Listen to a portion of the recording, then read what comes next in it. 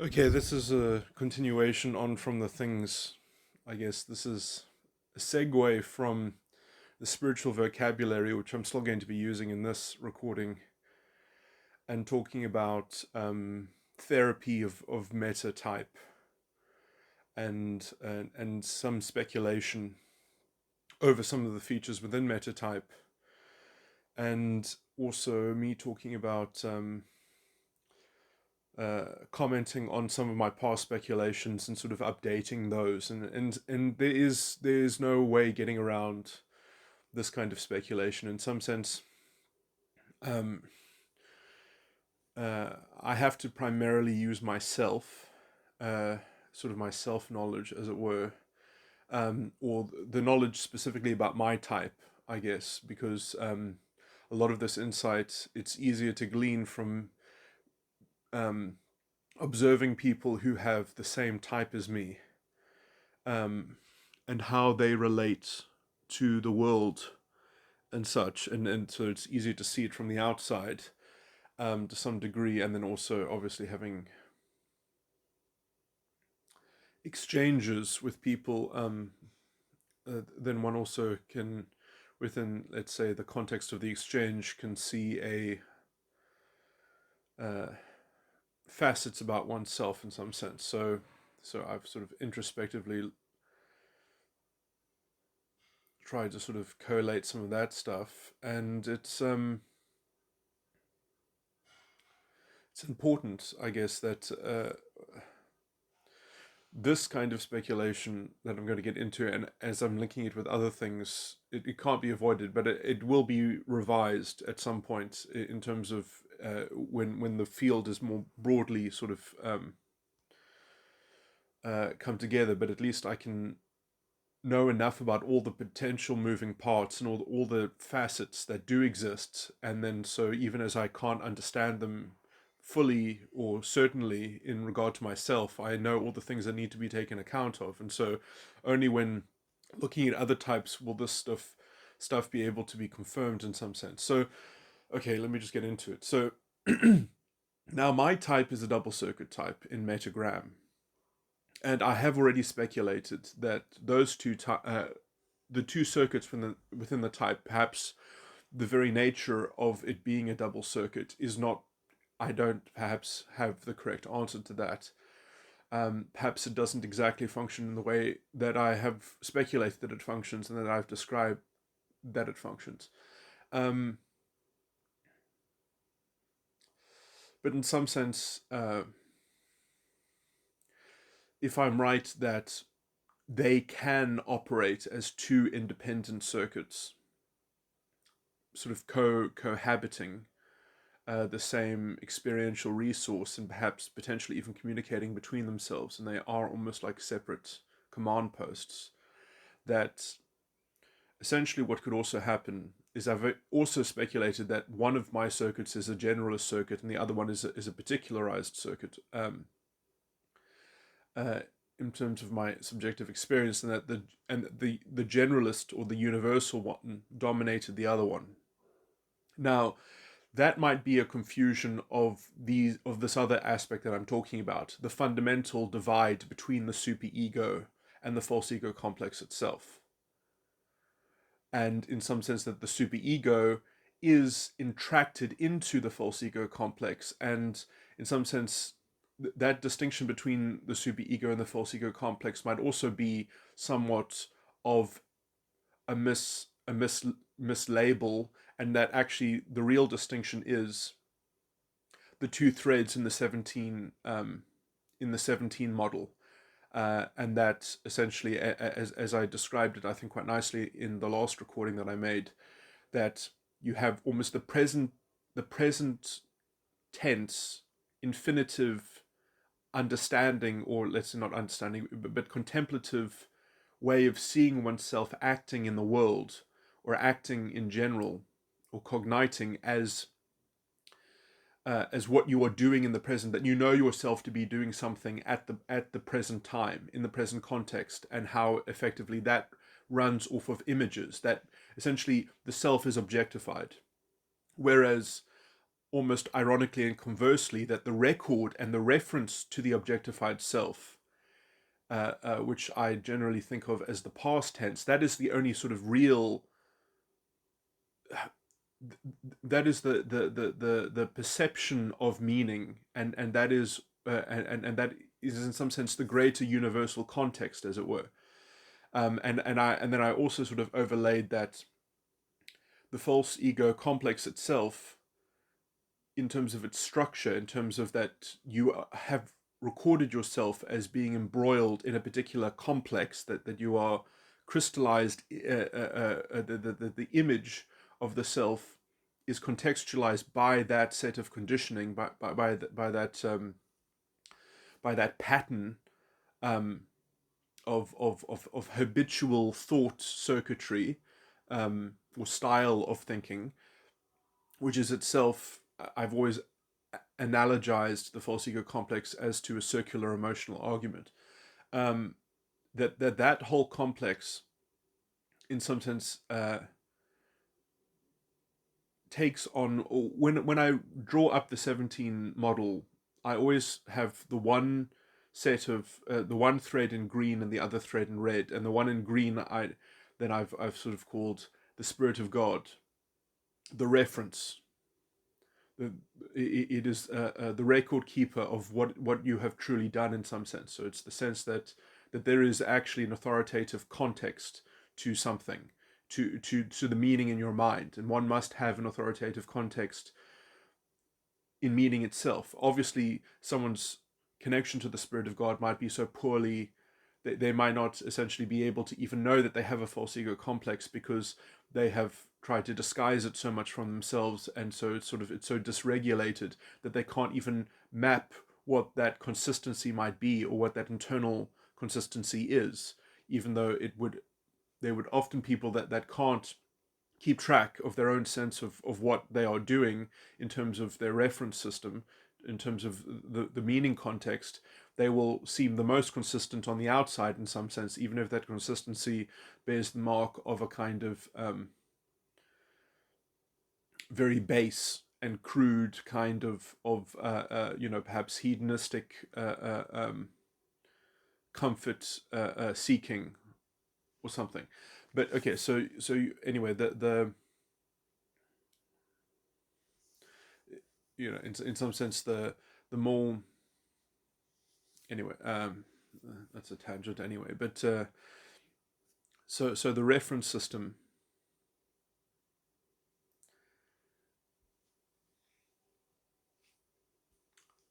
I've analogized to the whole false ego complex itself, which is being engaged in by the active self-image, which is the identity, which has essentially frozen itself into a role, playing a role in that context, in that reference system. So these two spirits are cohabiting, and essentially, and in some sense, the only active spirit is actually the spirit of man, whereas the Spirit of God is a fixed reference point, because it is itself a reference, or a codex, in some sense, to be accessed by the Spirit of man. So the Spirit of man has to actively be engaged within it. Anyway, so when I talk about the generalist in the particular circuit, maybe now there are two things here. So perhaps my type, because my type is a double circuit type, maybe what happens is there's such a kind of constitution of a false ego itself, which can, in some sense, because it has two circuits within itself, that the one will almost naturally attune itself, or it may be not naturally, but it's a potential that the one circuit will attune itself towards the Spirit of God, and the other one will attune itself to the Spirit of man. Perhaps that is a speculative possibility, and in some sense, as you know, almost, it sounded quite arrogant, I'm sure, when I was talking about in earlier recordings, speculating about my own type, about how that perhaps my own type is the door to leave karma, that essentially you have to take on this kind of personality, you have to sort of tether yourself to this kind of false ego to weigh to as a waypoint to other false egos, being able to sort of exercise the same false ego machinery, and that perhaps that's why you need an apostle, and that perhaps the double circuit is, let's say, the blueprint of the apostle circuitry. And essentially you need someone who has a false ego, who has two circuits, which attune itself to the distinction between the spirit of man and the spirit of God, so that it's possible to, through that machinery, act, order the vanity, and sort of, and to transcend the false ego complex as a kind of, as a conduit to clearing those issues up and things like that conceptually and such. So there might be something to that in some sense, or it might be that all of that is just bunk, and it's just important that people have these two distinctions, that there is the spirit of man and the spirit of God, but they might need help sort of internally referencing the distinction between those sorts of things, which can just be acquired through, doesn't have to be, well, I guess the spirit of the apostle would then be in existence within what I believe is referred to as Christ Jesus. And essentially, I believe that the reference of Christ Jesus, with Christ being first, this is how it's referred to in the New Testament after the crucifixion. I believe what Christ Jesus in sons in that the Spirit of God, right, and which essentially becomes embroiled in the false ego complex, is needs to become the Son of God. It needs to sort of be uncovered. That Spirit of God needs to be accessed in such a way that it manifests as the Son of God.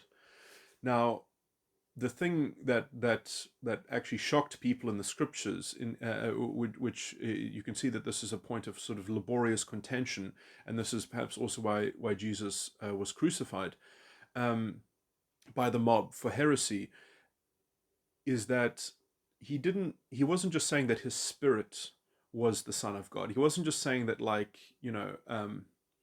he was actually saying that his in the world personality was the Son of God, that his in some sense, the thing that would be like the false ego complex, that was the Son of God. And that's why it keeps on stressing it. It almost makes this point contentiously, that it says that Jesus is the Christ. Jesus is the Christ. And that the man actually was the Christ, not anyway. But when people refer to Christ Jesus, I believe that they're talking to essentially the active spirits, the active gifts in the communion, the contribution of, let's say, the Son of God in each member in the communion actively. So Christ Jesus is a collective noun for the Son of God in a communion. And it might be, I think that some of the discussion around Christ Jesus in the scripture has to do with trying to work out, to try to talk essentially about its sufficiency. Is it sufficient in essence? And I would say that it is, if it meets the requirements of Ephesians chapter 4, which is that it must have all the gifts. It must have the gift of the apostle, the prophet, the evangelist, the pastor, or the teacher, and it says until the full stature of the Christ is attained. But anyway, okay. So anyway, that's sort of that issue aside. So I believe I've sort of described the gift of the apostle, perhaps speculatively. Anyway, let me move on to now. Now, and that gift of the apostle might not be linked to the two circuits. It might not be. It might be something that could be precipitated within the communion itself, but that might be hard without at least someone who actually gets it. And I don't know if someone can get it without the double circuitry. I don't know if they can get that gift. They might have other gifts, but they might not be able to get the gift of the apostle. And you do have to have a full set of gifts. Otherwise, it's just not going to happen. And the gift of the apostle might be the hardest one, essentially, to precipitate or get one's hands on. and obviously the apostle is sort of the that is the cornerstone, that is the most important foundational sort of component. Anyway, just to sort of to order everything, but it isn't it the apostle isn't even, you know, the best sort of fruit in terms of the fruit that the gift generates, but it is the prerequisite fruit. Without it, you can't. Nothing else grows. There's no process against the death. There's no unworking. Um, you know.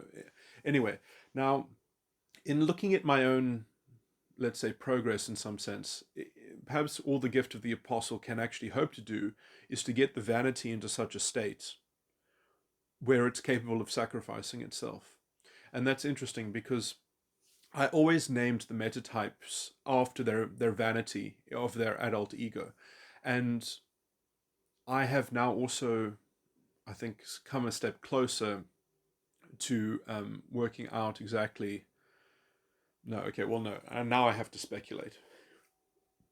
But again, I'm close to something. So it seems to me that I don't know why this comes up so clearly, that the vanity comes up so clearly. I mean, I have even said that I think that the vanity, in some sense, you know, what is the point of defeating the death and the lust if the vanity persists? If the city still stands, the conduit that the city represents, uh, the streets are still are going to corral movement in the same pattern as the false ego complex. So you actually want to defeat the city. You don't want to defeat the other things. You want to change the city. That when you replace the great city of Babylon with the city of God, then you've got the kind of everything else is sort of in harmony or tranquility rather. But or there's a certain sense of tranquility which can be veiled and pervaded, and used as a spiritual benchmark to keep track that everything is sort of on track, as it were. But anyway, that the so the vanity really is what you want to sort of get a hold of, because it's the most deep sort of issue. And in some sense, even if you deal with it on the crude level, or on the basic level of the let's say the emotional underlying sort of deficiency or need or something like that, even as you understand that, and you might feel disconnected from it or capable of giving it up, as it were, but you need an alternative habitual mode, as it were, which is going to be, let's say, contained by the metaphorical city.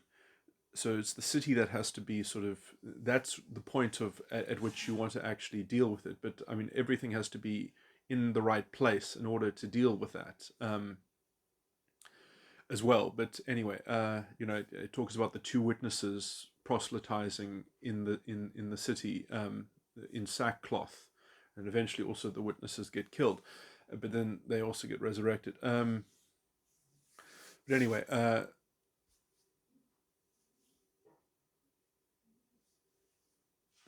perhaps the two witnesses are like the, as I say, like the spirit of man and the spirit of God in a kind of in a proto ascended form. Or a proto actualized form, uh, railing against the city. Anyway, so I see that the city. Okay, yeah. So I'm dealing with the vanity, and I perhaps there's a step after this that I don't see yet, but yeah. Anyway, I can see that the crux of my whole false ego complex does lie on the 13th dimension of psychological reality, and it is the first element of the green thread and the first element of the red thread, which is also the first element of the red thread, is the second element of the green thread on dimension 13. So dimension 13 is introverted intuition. The first element of the green thread would be the dispersal of the dispersal of dimension 12, which is accept self, which is essentially novated from help or justice. So moving from the green ridge of help or justice into the dispersal of accept self. Now, okay, these things. So the oh no wait, the 13th dimension is is faith. So faith. And then the second element, which is the flow, moving from the dispersal of accept self, is sorry for themselves, greed of others. Now, let me just contextualize this before I talk about it. Okay, so the 13th dimension is the faculty. I've worked out these things because then it's much easier to sort of deal with them. So, because what I've just said, I'm sure sounds like Greek. It's very hard to understand dispersal, flow, and then I'm giving these sorts of these phrases which are almost like archetypal pictures, and this is sort of part of the philosophy machine. And I'm really talking about the 13th dimension and the 12 dimensions that come before this, that would sort of that this is an inculcated, specialized aspect within those other dimensions. But let me just say that accept self is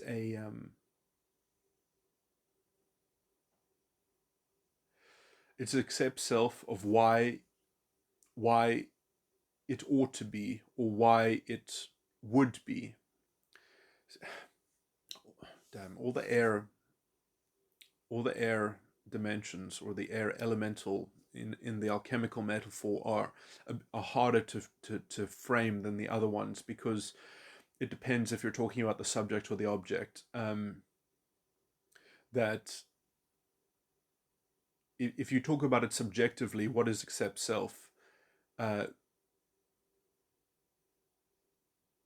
if you're talking about it from your point of view, then it's why something should be. And if you're thinking about yourself, it would be like why it ought to be for myself. So it's sort of like the one is sort of from the point of view of I am, and the other one is from the reference to the image of I am that object. So if you think about it purely in the I am, then you say then your faith about something would be why this should be. So yeah, that's sort of that's quite confusing, because like all the other ones have stable prepositional formula, whereas the prepositional formula for the 13th dimension sort of it switches depending if you're talking about it subjectively or, let's say, objectively. It also is problematic because it depends on, for example, how you refer to yourself. Like you can make it as like a question. So if you imagine if you were asking somebody else using these words should or would. So when you're asking why would you do that? When you ask someone why would you do that, or you ask them why should you do that? Or okay, no, that's bad, because those aren't perhaps even real questions. They're more like comments as well, so that doesn't come so clearly. So let me just say, like, how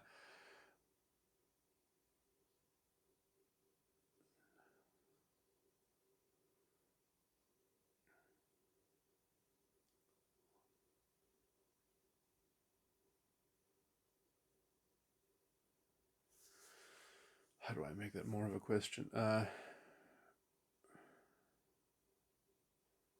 When you did or said or thought X, why would you do that?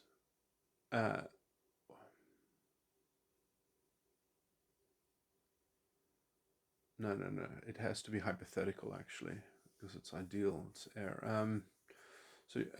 If oh yeah, okay. So you have to sort of create a hypothetical, because I mean, yeah. So it's an air element. So it's a description of an ideal in some sense. It's not even a it's not.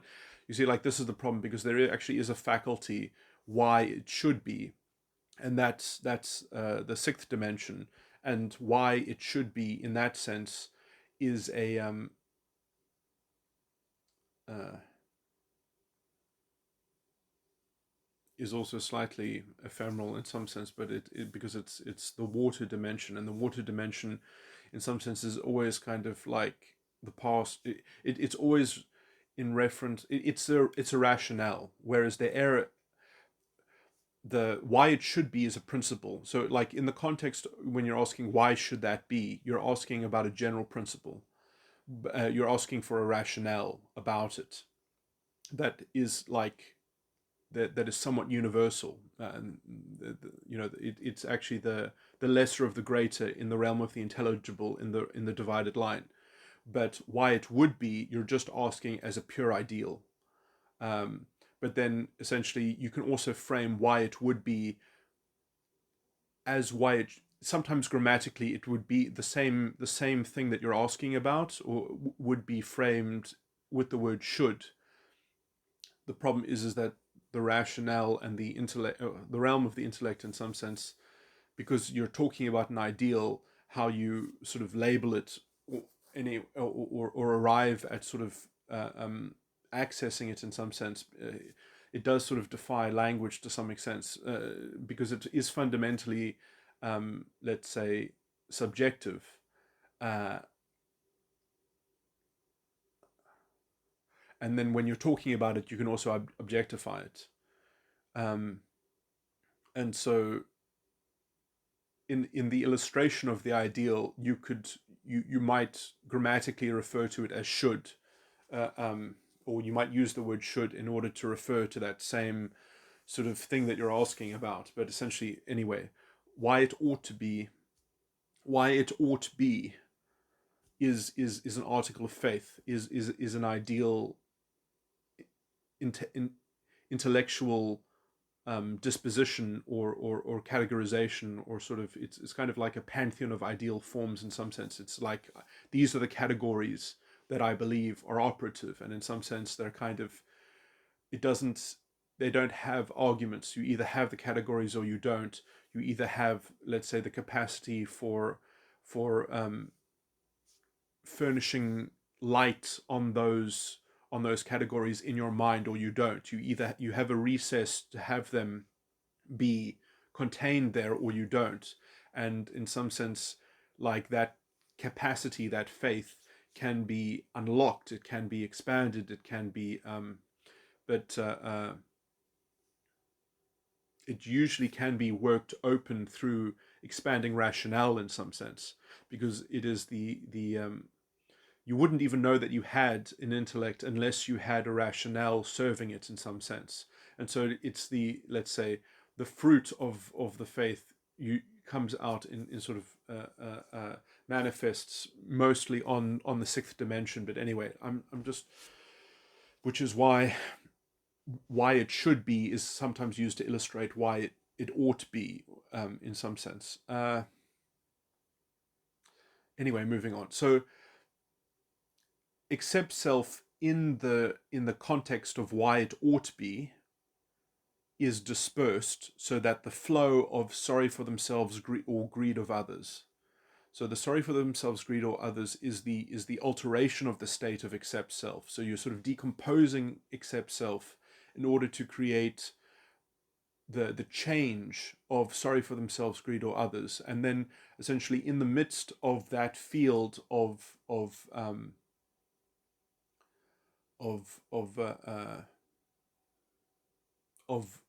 so the sorry for themselves, greed or others is let's say the mover of the components that were provided by accept self, and then that can eventually is essentially coalesced into a ridge, which would be the promise of why it ought to be. So essentially, you can generalize, in some sense, sorry for themselves or greed of others into a promise. So promises are made up of the motion of the particles, and the motion is the sorry for themselves, greed or others, and the particle is provided essentially by accept self, by allowing your sense of accept self in terms of why it ought to be be made vulnerable in some sense. So the dispersals are always, let's say, the source of okay. So now, what I think a metatype 13, my type, is essentially doing between accept self and sorry for themselves, greed of others, is that they are not actually, they are confusing the accept self and the sorry for themselves, greed or others. They are kind of juxtaposing them, perhaps. Now, this is slightly speculative, but there is something very big about this, is that, like, at least I've observed that a metatype 13 myself cannot, it's weird, cannot actually express the sentiment, cannot sort of tune into the feeling of motion of sorry for themselves, greed or others for themselves. They can't, but in some sense, their behavior will exhibit that in an extreme sense. They will seem extremely autistic around that element. And in some sense, it's because they have completely disengaged from it. And they are sort of tending to it in others, but also not properly attending to it in others, or because they're not engaged in the negotiation themselves. They've taken themselves out of that motion. So they track that motion very well, but they don't contribute to it themselves, or they see themselves as not contributing to it, which is obviously sort of impossible. You can't not contribute to it. So they do make a contribution to it by essentially by their subjective sense of being absent in that field of motion.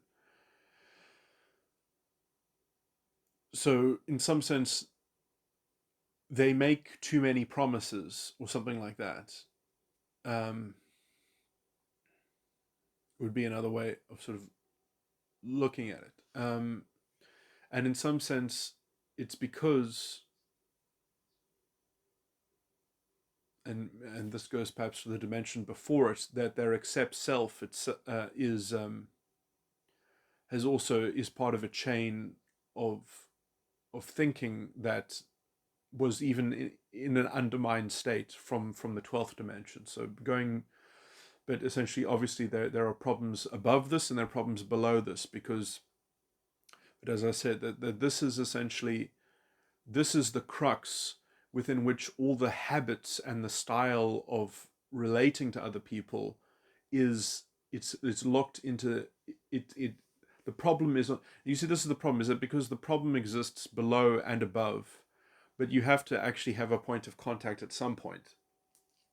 And so I think that the retraining and getting it right, in some sense, in a practical sense, would be on the level of the vanity, is that fixing the vanity would fix it.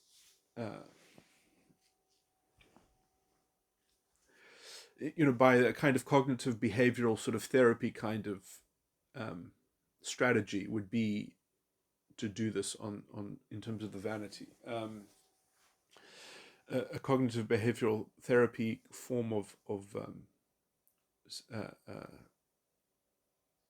treatment for metagram and metatype.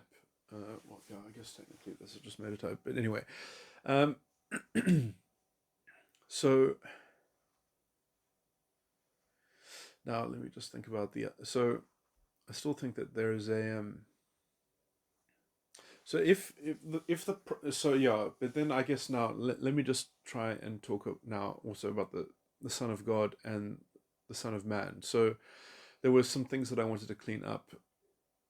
So I mean, I spoke in the other lecture about covenants with God and things like that, and in some sense I probably misspoke or used language slightly imprecisely, that when I was talking about that you're justified to do this and justified to do that, that's highly contextualize in terms of the covenant. So, like, you're justified in terms of the auspice that the covenant provides, and in some sense, the covenant itself is not will also have sort of other features attached to it, and will sort of have an internal kind of in some sense they're not perfect instruments. Essentially, the covenants, they are, in some sense, it's kind of like trying to get a trying to access the inheritance of the Son of God by before it's been precipitated. So you're trying to gain access to the inheritance by sort of taking a loan out, using your inheritance as collateral, sort of thing.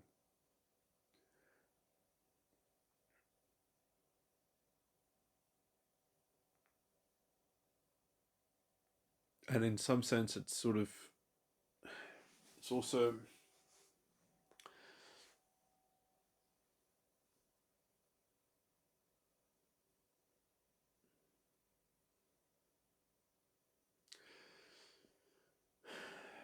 let me think, the concept of the law itself is a very in terms of spirituality, is a very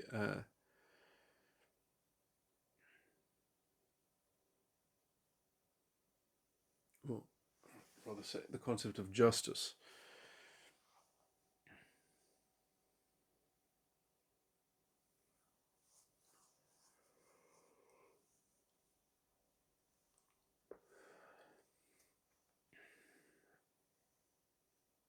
Let me so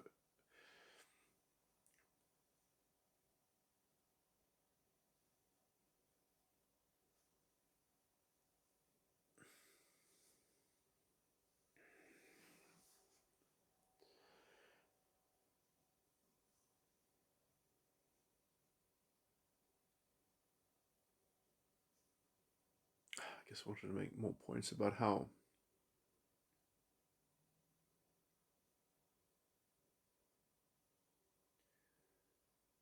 if it is the false ego complex,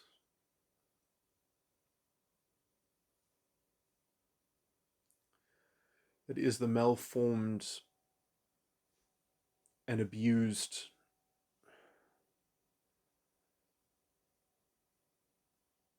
state of the Son of God that the spirit of man is has perpetrated on it.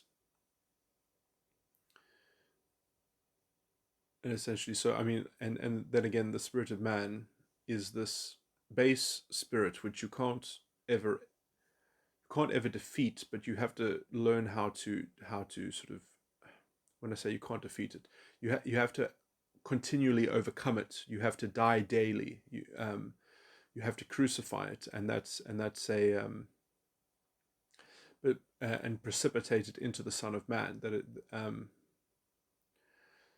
and in some sense, again, the spirit of man is what you what the image of yourself is doing, and you have to track an image. So you have to know the image of what it is that you're doing, and knowing the image of what it is you're doing got you into this mess.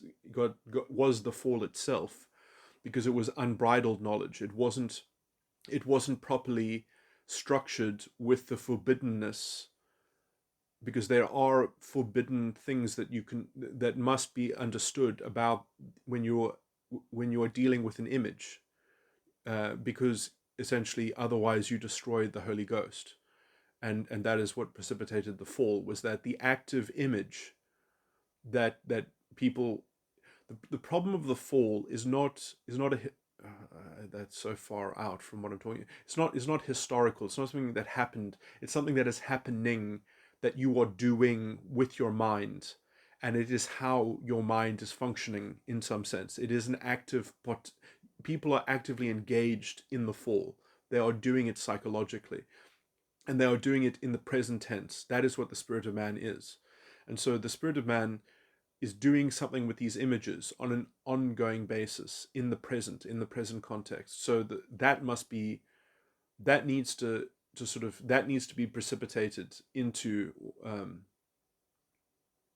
the spirit of into the Son of God, so that it can relate to a recovered Son of God.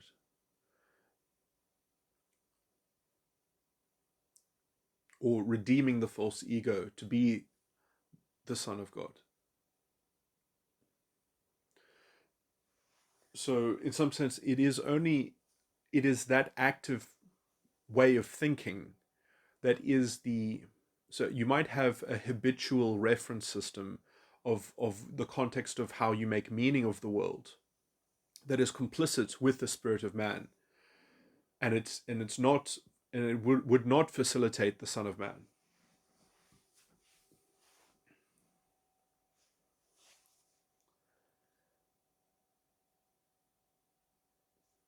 So you have to break down at some point. I believe that you cannot reform the false ego complex in an absolute kind of way in which that you've just bleached it into nothing. You can bleach the color out of it, but you can't bleach the structures out of it. And in some sense,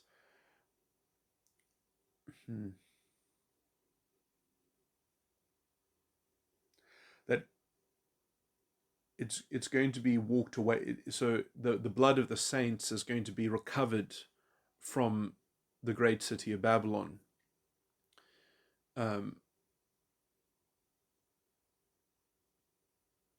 and then essentially it's just going to be left as rubble, but it's not going to it's not going to be used to make the city of God. It's just, you're sort of just going to turn your back on it after it's been destroyed. It's not going to be repurposed, perhaps, but because it's not going to be destroyed, it's also sort of, it's going to be part of the terrain in some sense. It's going to be, it's still going to occupy. You won't see any structures there, but that terrain is sort of recovered as part of the field in some sense, and as part of the reference of how you know that part of psychological reality, that something used to happen here. You have to know that something else used to happen here, that there used to be a great city of Babylon here. There isn't anymore, but essentially that ground needs to sort of still exist. It can't just be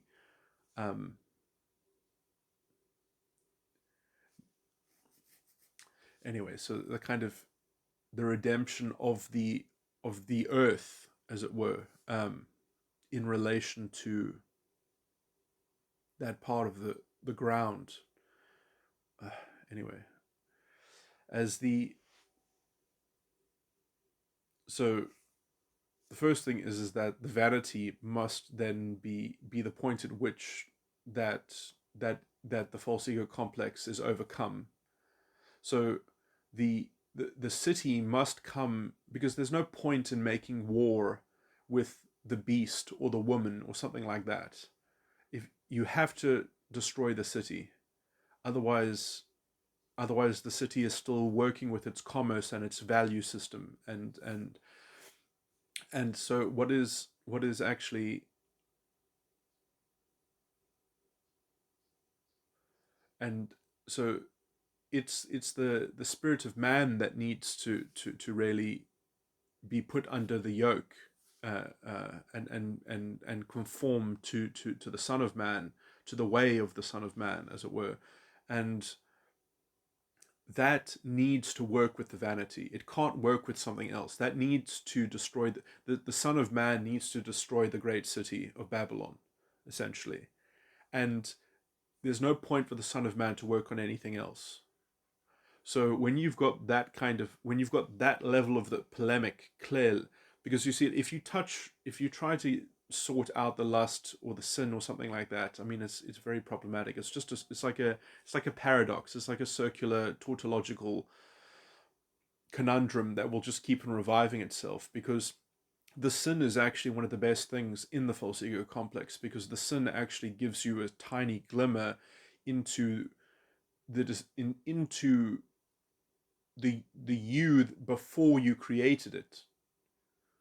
The without the sin, you wouldn't even be able to know that you wouldn't even be able to have recourse to the idea that you existed before the fall, before you fell to the death and the lust. In some sense, it restimulates. The sin is the only thing that uncovers the false prophet.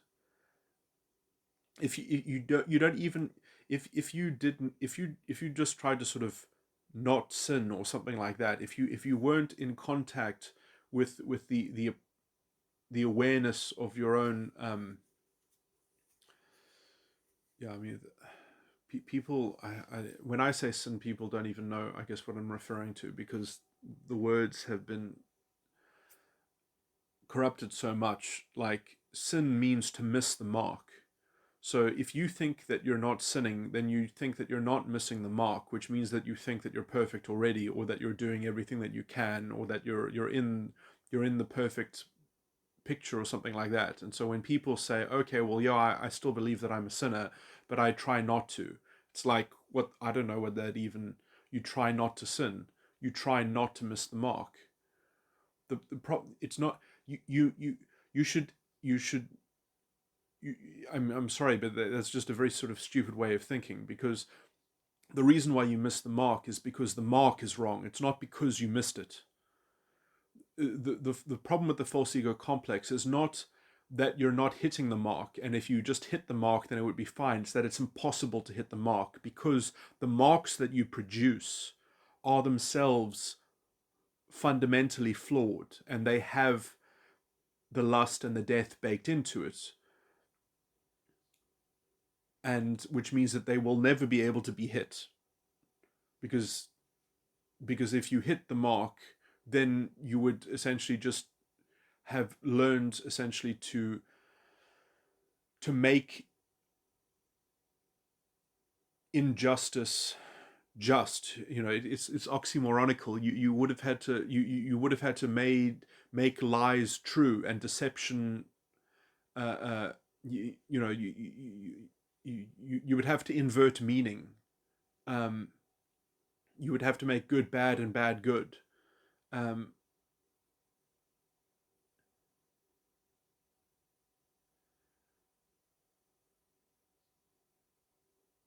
you would be able, you would have to be able to actually apportion knowledge of good and evil reflexively as you wish. um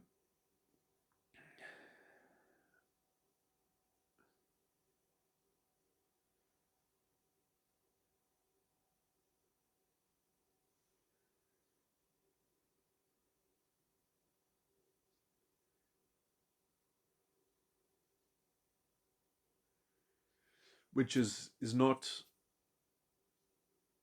in some sense, that's not a good test, in some sense, because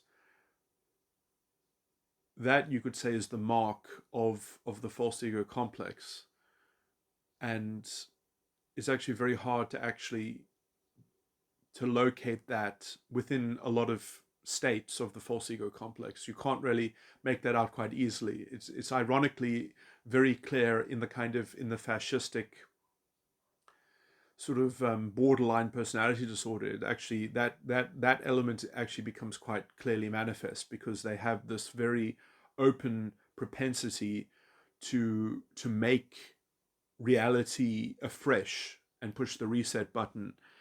Essentially, cluster B sort of elements and things like that elucidate some of these mechanics very, very clearly. Some of these thematic things become very, very apparent, um, in terms of how those metatypes are expressing their false ego complex.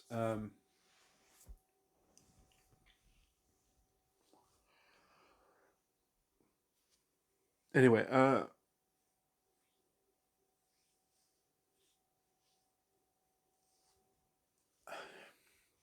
moving on.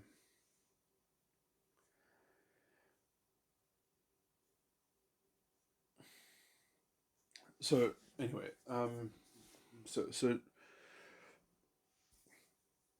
I do need to think, to sit with this more and try work out just a stable way of mapping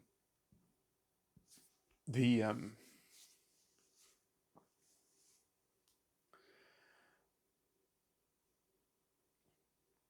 the dispersal and the flow of dimension 13, which my issue, or how I am relating to my false ego complex, might not be a universal or sort of general trait between all the metatypes. It might have something to do with my circuitry, or it might be a general sort of issue. So this is why it's speculative, because in some sense I can just try to work out what's happening in my case, but then that might not generalize between all the different metatypes, and so that's why speculation is inescapable at this point. But it has to be pursued. But at least I've got enough of all the models, in some sense, all the different models and the different facets, so that if I get sort of a clear picture, then I can see how well it might sort of generalize. But yeah, so I mean, even with all the complexity that I've already sort of worked out, still, seemingly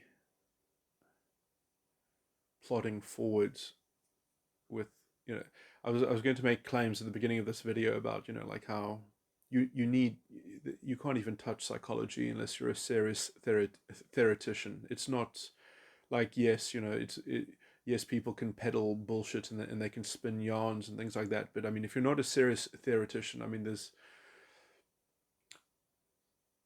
dealing with levels of complexity which are just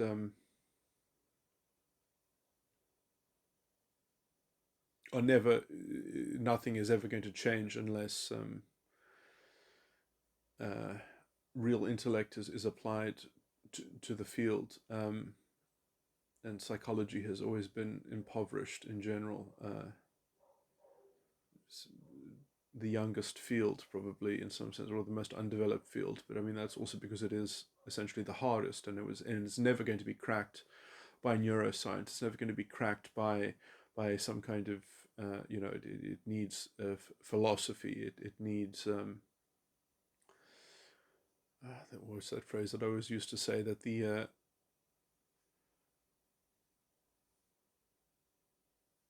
epistemology in philosophy is the ontology of psychology.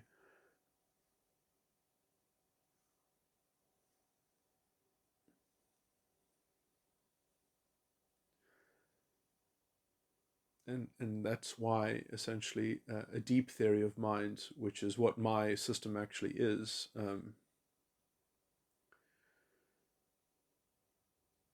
starts from a metaphysical claim of the 17 model, which is a standalone sort of philosophy machine. Anyway, what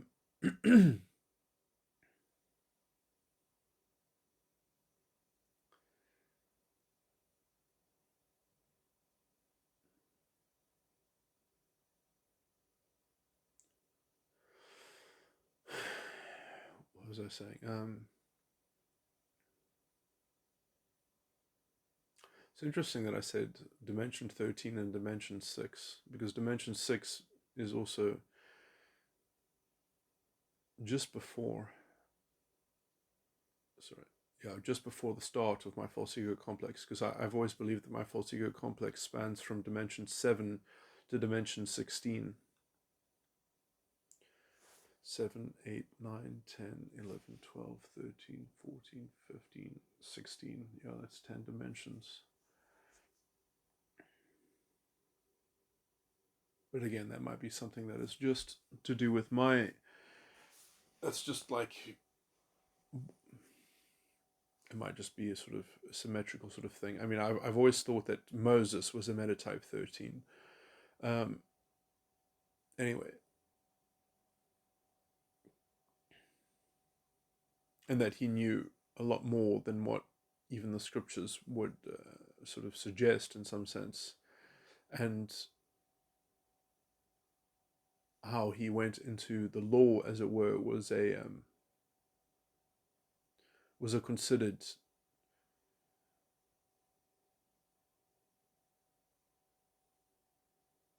step in the process of forging that covenant, and we still don't even know what was on the first set of tablets, which I believe was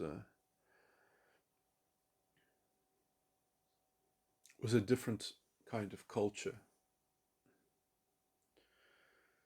of self, of the refinement of the self through a law that was more of a process than where the spirit of the law was more accessible. But anyway, in being elaborated. Okay,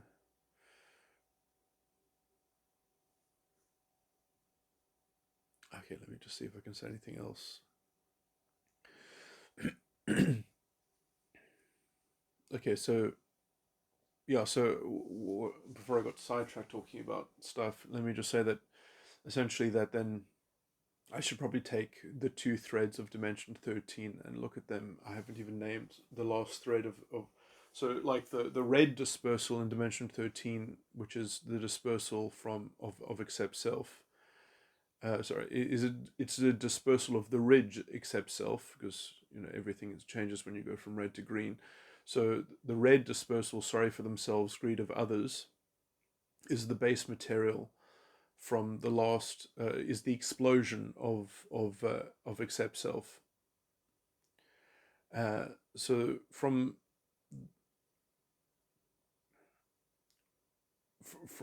the sort of the explosion of sorry for themselves, greed of others, the flows of that are promise. The motion of those exploded particles is promise, and then the ridge that all those promises sort of mount up to, which is a wide sweeping ridge, is the complete work of why it would be. So in some sense that all the promise in the system sort of culminates into see, like the red ridges are different. They're not concentrated ridges. They are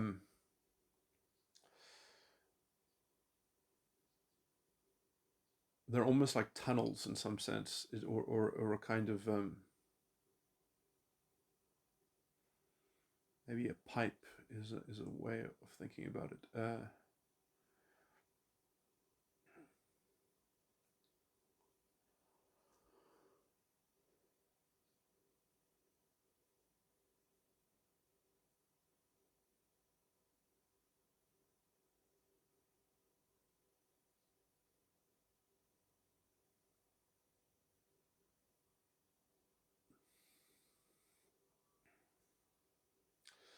And the green is accept self, which was exploded from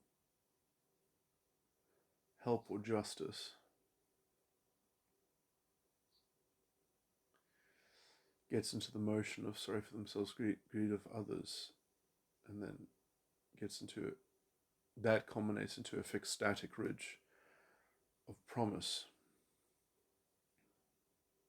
And so that's the reference when you reference the context of how things are made meaning of, and then the active participation in some sense is the remnants of accept self, which has been exploded into sorry for themselves, greed of others, which then has the motion of promise, and then that motion of promise essentially leads to these in some sense, like I guess it's not a single pipe or a single tunnel. It's like a sort of it's a tunnel that has a what was that one piece of the theory that I had about how the red ridge is connected to two things. Because it is actually it's potentially regressive. That's the point. Is that when you get into a red ridge, you don't just go to the next dimension. You can also redo, um, because essentially the items in that column are repeated as red. Sorry, are repeated as green dispersals. So essentially, you could go from complete work straight into the 14th dimension dispersal instead. So the red amalgamates with the green, potentially.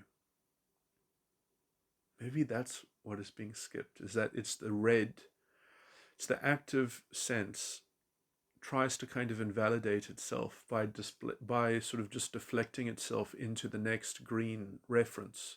And so it's got two references, and then it's kind of got an interlocking between those two green references, so that the red doesn't have to act, so that the red can sort of be atrophied. I shouldn't be recording this while I'm sort of familiar. You say I haven't even properly familiarized myself with the 17 model. It's been years, and I've actually been dreading sort of going into it. So a lot of this sounds, I guess, embarrassing, but I think everything that I've just laid out is probably. I know that it's something like that. That because I remember that from 20 years ago, that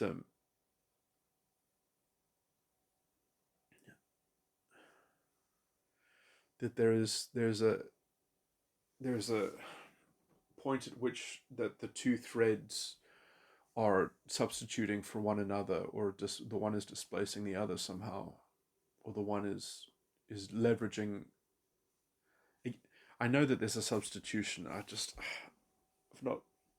been avoiding it, I guess, trying to piece it together. But what I've just outlined actually might be sort of what it is.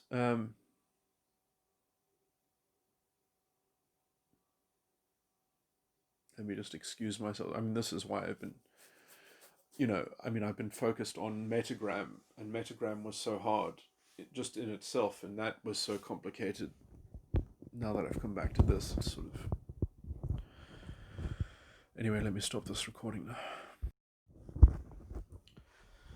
Okay, so yeah, the quality of this recording is questionable. I guess a lot of my work in terms of the recordings that I make are questionable, but in some sense, I'm still feel like I'm mostly anxious that if anything should happen to me, that there should be some remnant of my work that could be possibly pieced together.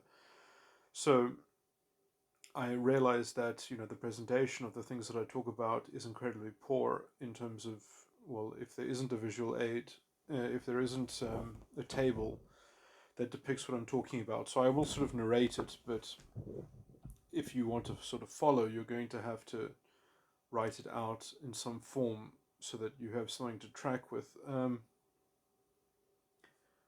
Anyway, so this is theoretical speculation on metatype, and there must be things that I'm about to say that are probably wrong, but I can't. But they might only be wrong in the detail, and then something in sort of in the suggestive elaborations that I make. Some of those are probably overstepping in some places, but as a tentative framework, I think this is certainly fertile ground. Okay, so what is going on with? I'm just going to be talking about my personality. So other personalities might be different based on if they are a different guna, based on if they are rajas or sattva or tamas. I renamed the guna that I belong to sattva, which I always used to think was rajas. So in my notes, generally anything below 2018, certainly. I mean, I think I only said that my guna was sattva this year, 2020. So anything dated before then, if it says rajas, you have to read it as sattva, and if it says sattva, you have to read it as rajas, as it is referring to types. Maybe anyway. So what I'm about to say now might not hold. In fact, it might not even hold for everything in the guna, but I think that it probably does. It might be actually that even the containers that I'm about to talk about are all the same in all the types, but it could be that what I'm saying has to do with the circuitry. Like maybe what I'm about to say will only apply to double circuits, or my type of double circuit, but I doubt that. I think that the detail of the circuitry and and the differences that the gunas have in some sense might come into it from the 12 model. Right now we're just dealing with the 17 model. So yeah, I have yet to find the sort of the structural difference.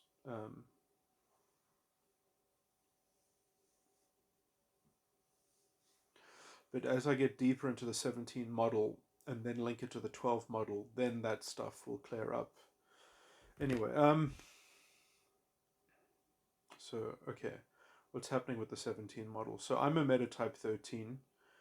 There are metatype 13s that are every guna. There are Rajas metatype 13s and Sattva metatype 13s, and I believe that there's I think there's a Tamas one as well. Some of them don't have, some metatypes don't have all three, and some metatypes have more than one in one. Some metatypes have 5 different types, and like 3 of them are from one guna and 2 of them are from another guna. Anyway, those structural asymmetrical features can only be explained through the 12 model, which I'm not even close to reverse engineering anyway, so without going through this first. Okay, so metatype has very strong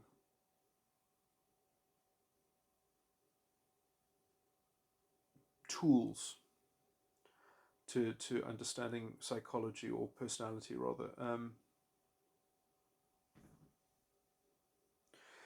And obviously it's a bit embarrassing because I feel like this was actually worked out and then it was kind of lost. But anyway, let's reverse engineer it now. Okay, so, and this is speculative. So I'm a metatype 13. If I go to the 13th dimension on the 17 model, on the 17, the table of the 17 dimensions of psychological reality, there are 4 items on the 13th rung, on the 13th row, and those 4 items are, starting from left to right: accept self, sorry for themselves / greed of others. That's like or, it's either sorry for themselves or either greed of others. That's a single item. Then the next item is promise, and then the 4th item is complete work. Now, the first 3 items are what I will refer to as the green thread, and the latter 3 items are what I will refer to as the red thread. So the green thread is made up of accept self as the first item, which is also known as the green dispersal. And then the second item would be the green flow. And then the third item, the green flow is sorry for themselves or either greed of others. And the third item, which is the fixed static ridge, the green ridge, is promise. And that's the end of the green thread. And then the red thread starts with sorry for themselves or greed of others as its dispersal, which is the dispersal is always the dispersal of the item that came before it. So in some sense, like to actually understand the dispersal, you can't just look at it by itself. You have to see it in reference to the item that came before it to kind of contextualize it. So you have to sort of understand that It was the dispersal of accept self. Sorry for themselves, either sorry for themselves or greed of others, was the dispersal of accept self. And accept self being a dispersal as well, in the green thread, was the dispersal of help or justice from the last dimension, from the green thread, the green ridge on dimension 12. So the green ridge on dimension 12 gets dispersed as the green novation on dimension 13. Just calling it dimensions just to sort of, but it's easier to think of it as a thread. So these are the threads of the tantra, the loom of the soul, or the, anyway, it's not important. The poetry, the metaphor, but so another way to understand these things also is to use the phrase in terms of the faculty that refers to that dimension. So the faculty, in a prepositional formula, the faculty of dimension 13 is why it ought be, or why it would be, or why would it be. Maybe it's easier to put it in the frame of a question, because then it sort of elicits the frame of mind, the prepositional tone. So why would that be? See, that's problematic. I've mentioned this in the last recording, why it's problematic to ask why something would be or ought to be, because would and should are not the same thing in my system. But I'm not going to repeat that. It's in the last recording, and it is complicated and technical and grammatical, and it has to do with the crux of the difference between the two threads. Okay, so the green thread, in some sense, never happens. The green thread is what has happened. It is the reference to something that has happened. And so the green reference, in some sense, is the understanding. I've also analogized it to the Spirit of God, because in some sense it's always perfect, and it also occurred first. The green reference comes before the red thread, which is the red thread is the active participation, as it were, or the active, it's the actual part of consciousness that is. So in some sense, the green thread is like the metaphysical construct, which is like metaphysics itself, which encapsulates the mind. So the green thread, in some sense, is like is almost also like pure philosophy, and it's like the Platonic ideal forms as well. In some sense, it's like you can resonate with them and you can access them, but you don't sort of create them. You just sort of discover them internally. They're sort of like recesses in the intellect, in some sense. And so it's all reference systems are like that in some sense. The reference system, or a system of reference, it wouldn't be much of a system of reference if it was just a command. It's not a command. It's a it's something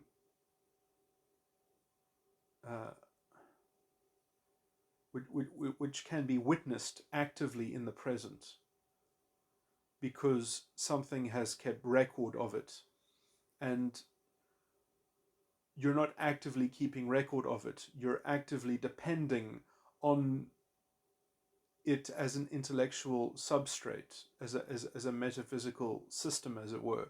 So it's an immaterial framework. It's fundamentally immaterial. So you could say that it's kept alive by understanding it, by actively understanding it, by actively participating in such a way so as to witness it. But the act of witnessing it is not the same thing as recording it. You're not recording it, but you are witnessing it, that it has been recorded. So in that sense, it's immaterially provided in some sense. and when I'm using the word immaterial to mean that it's like it's fundamentally non-real, in the sense that it's not. I guess I'm using the word non-real in some sense. That it's not. It doesn't exist in as a property of time. It's not. It's not part of the universe at all. It's not part of, as the Scientologists would say, MEST, matter, energy, space, and time. It's not part of any of those things. It is the context of the intellect itself that it finds itself begotten by, that those capacities and faculties and access to those recesses and those rooms of reference, as it were. And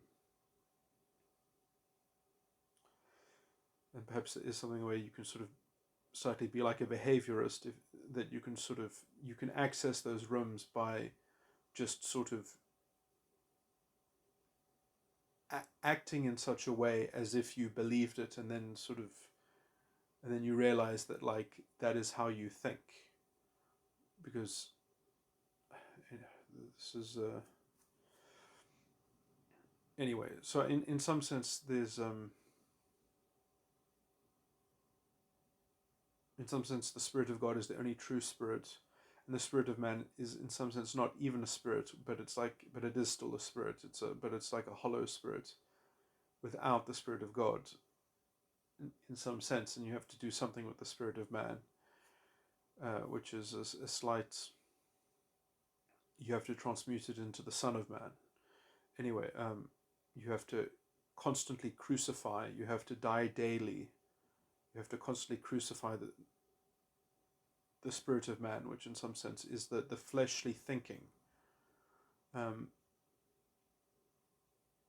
Because the active spirit can do anything in some sense, and it can even disrupt itself and dysregulate itself and trap itself and captivate itself and get itself into a horrible bind, because it's doing too much and it's doing too little. It's doing both. It's sort of, you can sort of make sort of paradoxes to sort of try to illustrate the point. And I mean, this is a consistent spiritual sort of teaching that you even see in the Gita, where it's like to see the action in action and the inaction in action. You have to be able to see both of those things, and you have to be able to, in some sense, people are stuck in a form of fundamental indecision, that they want something, but they don't want all of the consequences of that thing. So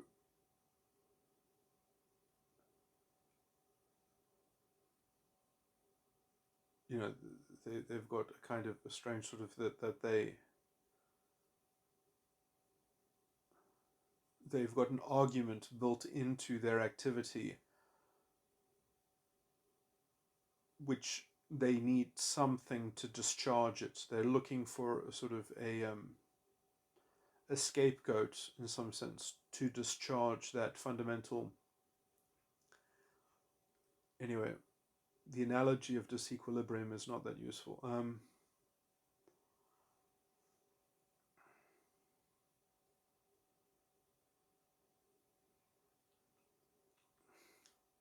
Okay, so let me just get into the specific. So the specific is that the 13th dimension accepts self. Starts with the green thread, accept self. Now, accept self, that sounds strange, but if you accept self in the context of why it would be, you understand that then accept self is an understanding of one's own content in that furnishes the mind. And in some sense, metatype 13s, they do not even see their own content in their own mind, because they are so. Yeah, now this is where the speculation begins in some sense, but so this needs to sort of be taken tentatively. So in some sense, I think What is happening, at least perhaps in my type, or let me just talk about my psyche then personally, and then extrapolate the theory to see how it might cover other types or whatever. So I think what is basically happening is there is a blockage on accept self in some sense. There is an occlusion, and there might be other kinds of atrophy in some sense, but essentially the sense of accepting self is negated. It is dysfunctioning in some sense, but that dysfunction is a complicated one. It's not a simple one. So it's sort of it's setting up an active form of compensation for the blockage in some sense. So there is a frozen identity around accept self, but that frozen identity might be a later might also be a complicated layering process that sort of it might have started off as one thing and then it sort of amalgamated because anyway it might have from the other things that happened then it could sort of those things could create secondary consequences that then go back and mess it up in some sense even further and in a different way and in a more sophisticated form of dysfunction that help to sort of balance out the other paradoxes that are created by the complex of dysfunction. Anyway, okay, so basically there it probably starts off as a game. There's a game that one is playing a role in some sense. One is playing a make-believe internal sort of decision-making tree about this lever. So the accept self lever in some sense, which is the dispersal of help or justice. Okay, I'm not going to regress and go all the way down through the 17 model, just show where all these things come from. But anyway,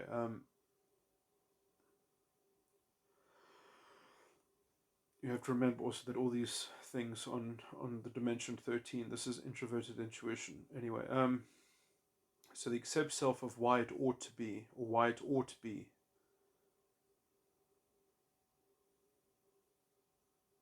Yeah, that's actually a more precise way of saying it because then I think if I phrase it like that, it doesn't get confused with why things should be some way, because why things should be some way is a completely another dimension. That's dimension 6. But anyway, um, so the 13th dimension,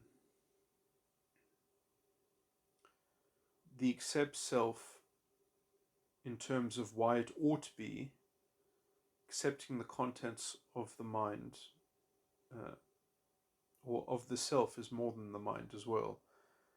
So it's broader than that. The self is contextualized by the entire view of the self in some sense and the beingness of the self.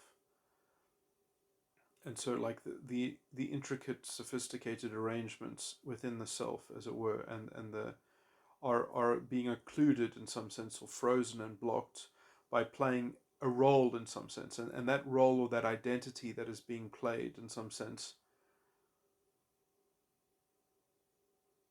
is something that I guess it could take many different it is contracted. Okay, so let's just say that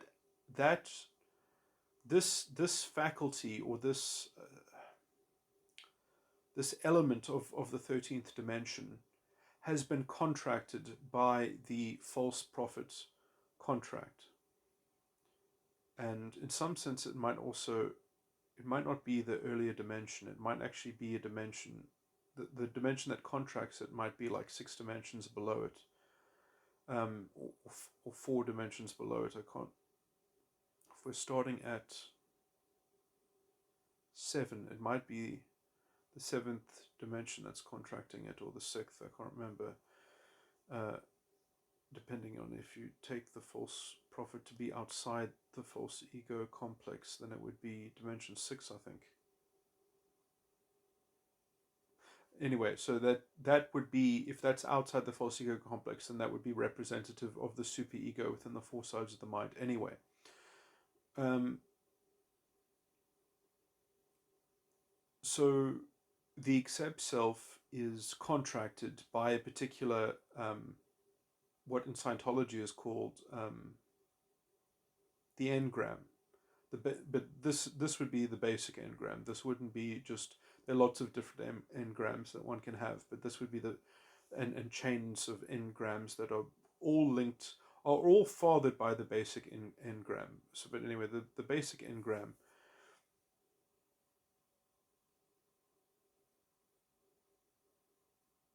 is going to contract that item, the accept self. And because that item is contracted into an identity in some sense, into a role, it's sequestered. It can't participate in the flow. That flow that then so essentially it can't disperse. It can't even properly disperse. It's sort of, it's atrophied in its dispersal. And in some sense that means that actually it would probably amalgamate with the ridge on the prior dimension. So it's sort of, it has like a null accept self, and instead it tries to substitute that null accept itself with help or justice. So it takes the content of itself, it must be help or justice in some sense. That just gets sort of amalgamated. Okay, that's something that I didn't come up with when I was thinking about this before I started the recording. So that I think is definitely true. Accept self. Okay, well anyway, so now because it's stuck in that role, it can't participate in, I like to analogize these threads and things like that into economies. I you know, like an economy of truth that one participates in some sense. So because this thing doesn't work, it actually creates, I think what it will generally do is it will project onto other people. It will project onto other people in some sense, because it'll have a kind of fundament, because it's sort of, let's fundamentally atrophied or weak or susceptible, because it has one part of it which is certainly not moving, or which is the ground zero or whatever of the problem, that therefore everything else that is happening in relation to it will be felt by that central point first in some sense. And so basically there's a reductive tendency of projection. And so essentially the projection would be that other people are trying to essentially lure that contracted sense of accept self into kind of the drama of feeling sorry for themselves, or either that or the greed of others. That's a single item. So essentially the reason why that is problematic in some sense is because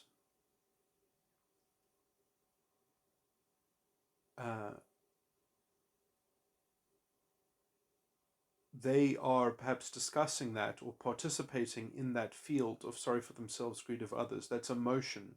That is a motion that is a natural motion in the world in some sense. It's like it's a field of experience there waiting to be tracked in some sense. And because this form of accept self can't actually engage in that except for anything else other than the auspices of the identity that it has been contracted into, that it's taken on this role of the help or justice, that essentially when it is involved in sorry for themselves, greed of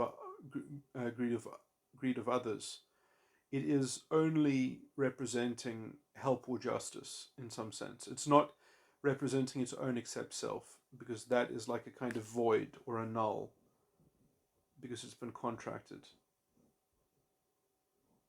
Now, it might just be that my contract, because I made it consciously, I designed it, is not such a stupid one, which is also why my false ego is also not so bad.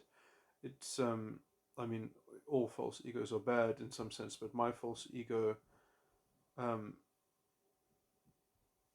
is literally the contract. Everyone should care for me,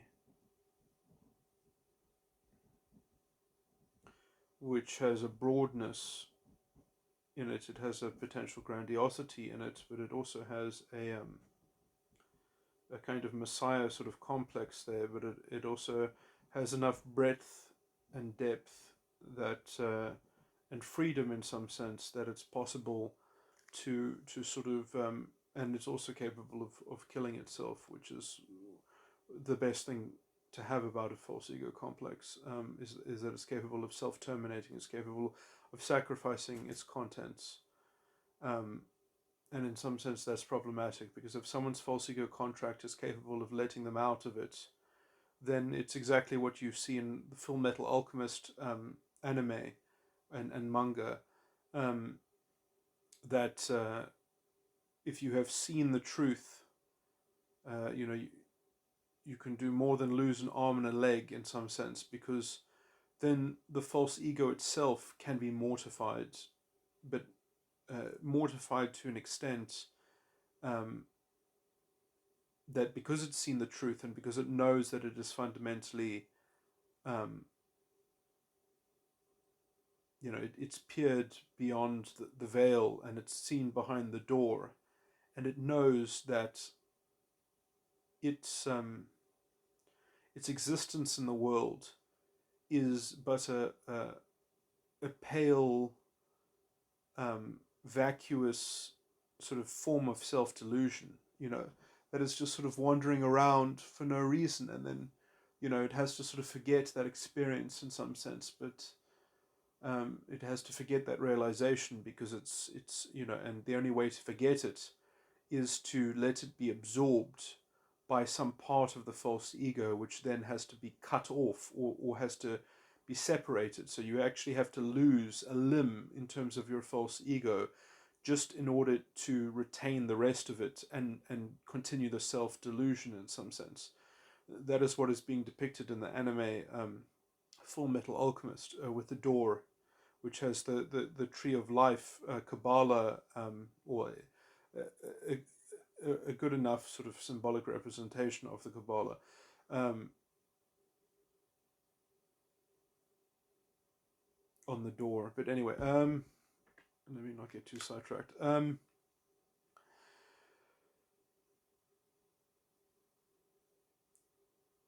So the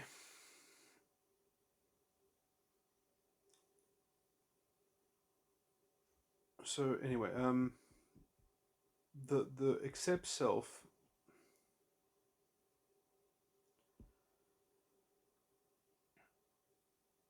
is sort of caged in how it's relating to the green flow, and in some sense, it can't join in the flow that other people have organically.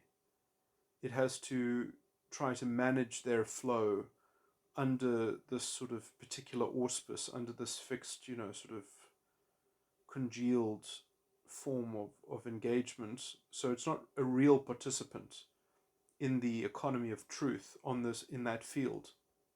And so if anyone else is trying to do anything else other than follow the lead exemplified by the contract that they are functioning under the auspices thereof,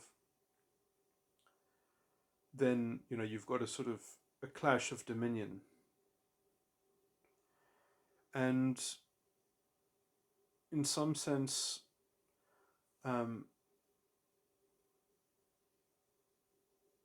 I think one of the justifications for why the contract can sort of create a sort of tunnel vision that protects itself and protects its own sense of integrity is that it basically conflates the green dispersal, with the green ridge on the same dimension. That it says that essentially my promise came laden within my role of accept self, that I am the promise, that the accept self that I have, the role that I take, is its own promise. It sort of it persists. It And so in some sense the field of sorry for themselves, greed, or others, the motion stops becoming a motion, just becomes a narrative. There's no motion to speak of. It's just a narrative in which there's a foregone conclusion that it should already exceed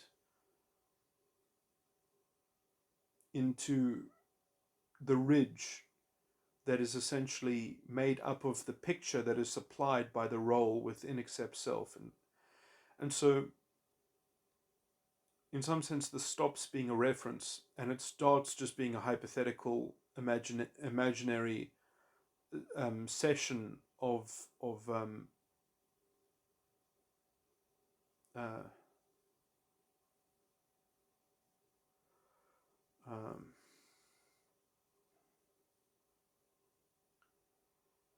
so this is not a record. This is hypothetical. This is like so it stops functioning as something that keeps track of what's going on or what has happened.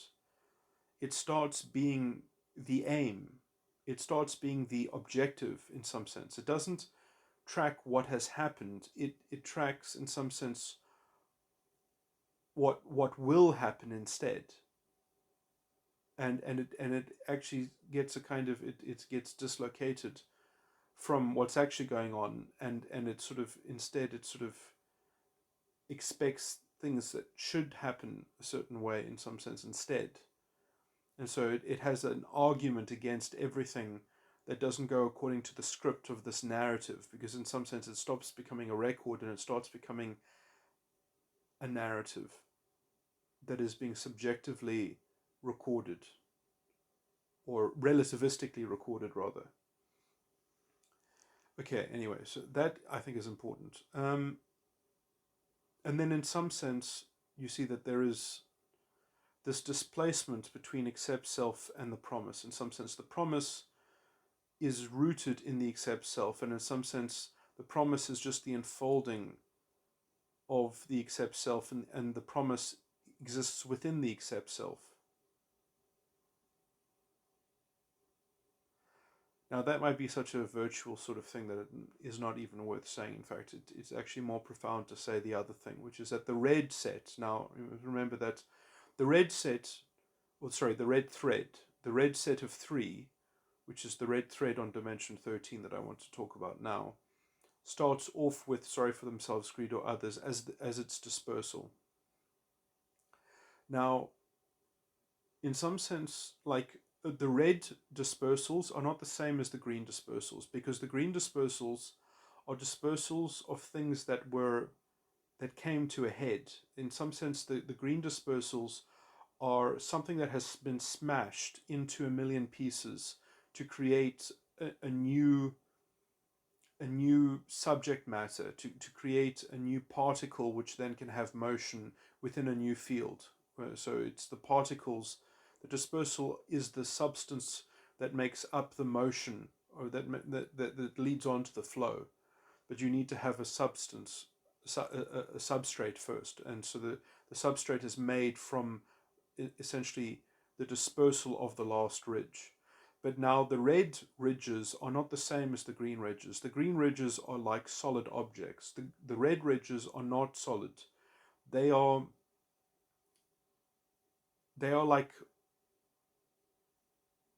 like conduit pipes.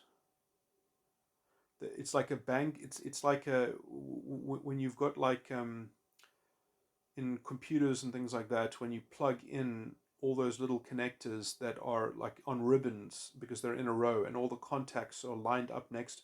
That's what a red ridge is like. It's like a bank of connectors that are all piping in the same direction, but they're multiple conduits, but they're all performing the same function in some sense, but they're multiple paths essentially. So it's like it's a weak analogy, but that's anyway. That's what the sort of the red ridge is that it's a fixed field of possibility. It's a fixed domain. It's like in statistics, I guess you would call it like what do they call it? The sample space. So that what they call it? Anyway, so it's like it's delimited. It's delimited, but it's not. It's not fixed in. It's not fixed in. It's fixed in some of its dimensions. So anyway, a bit of a weak analogy. But let me just move on. So the red dispersal, sorry for themselves, greed or others, which is the dispersal of the ridge except self, which, as I said, it was like. So according to the red thread, the except self was a ridge. It's not the green dispersal; it's the red ridge. Well, it's the same, but relative to the red thread.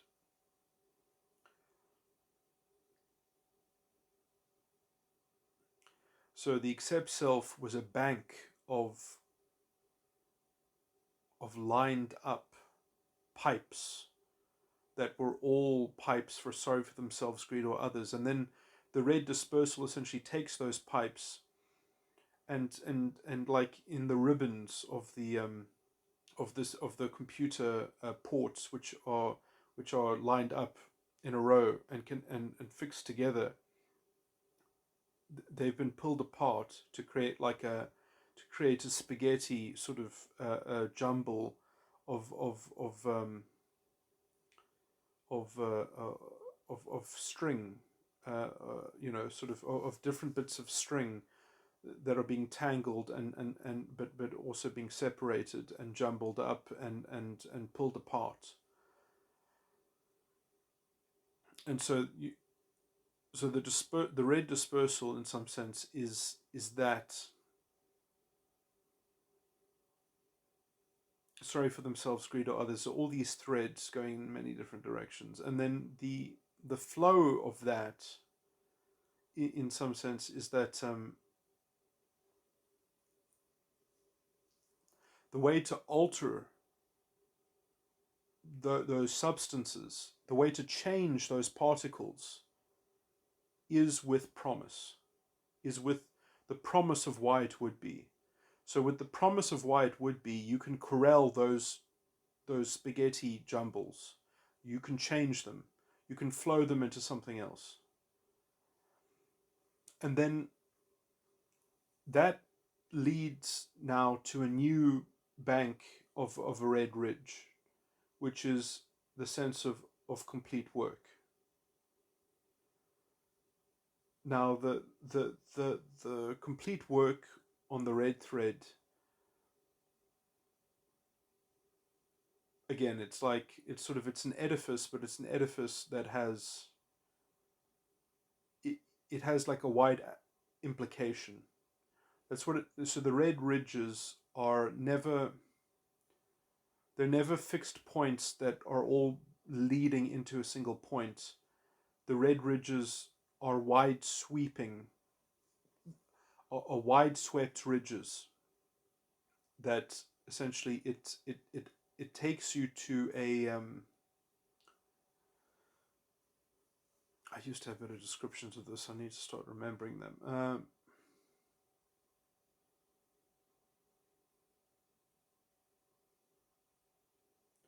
It's more like a conjunction, or sorry, it's more like it's a dense juncture. It's where a whole lot of entrances to many pipes exist in some sense. So it's like a concentration of access, and it's also a concentration of But I guess access is an abstract metaphor. What I mean is that it's a concentration of purview. It's a concentration of, like, if you are on a very tall mountain that is incredibly flat, that gives you the most vantage possible in some sense.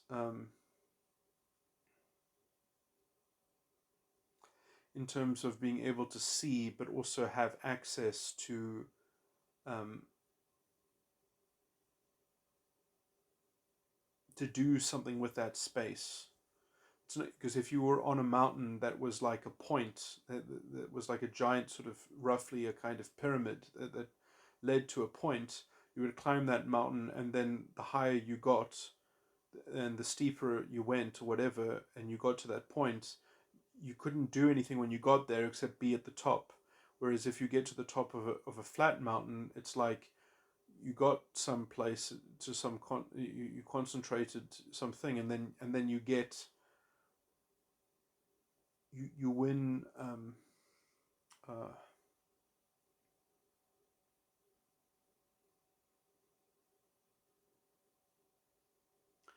yeah, so it's like a stepping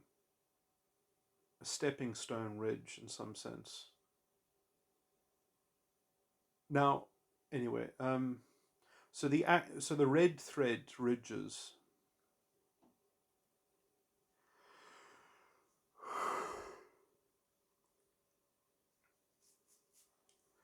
Um, in some sense, they would definitely not be able to exist without the green thread, because what is the red ridge is the next dimension of the green dispersal.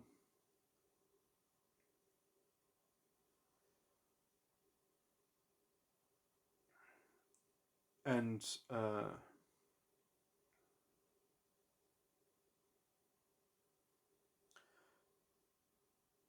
the green flow, in some sense,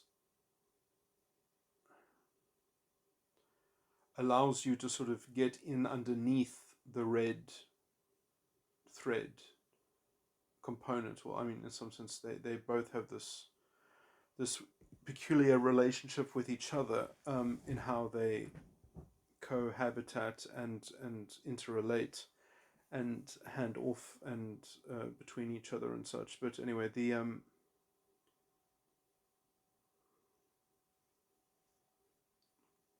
you know, they both need each other to be functioning properly.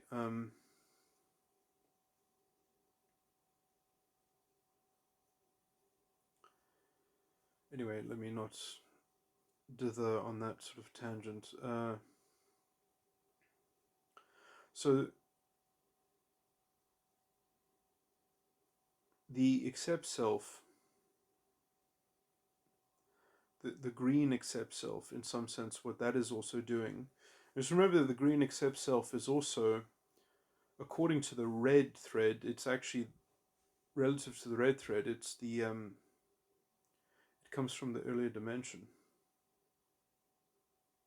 You must remember that the red ridges, which are the same as the green dispersals, exist on two different dimensions. The same item exists on two different dimensions because of the overlap, because they're one off. And so that's also why the red ridges are wide sweeping ridges, because that element itself is a green dispersal as well as being a red ridge. It's both at the same time in some sense.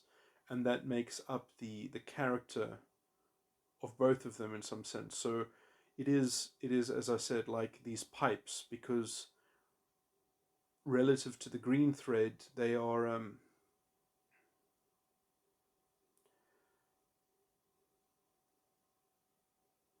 they are the explosion of the green ridge. And I guess to understand that, you have to look.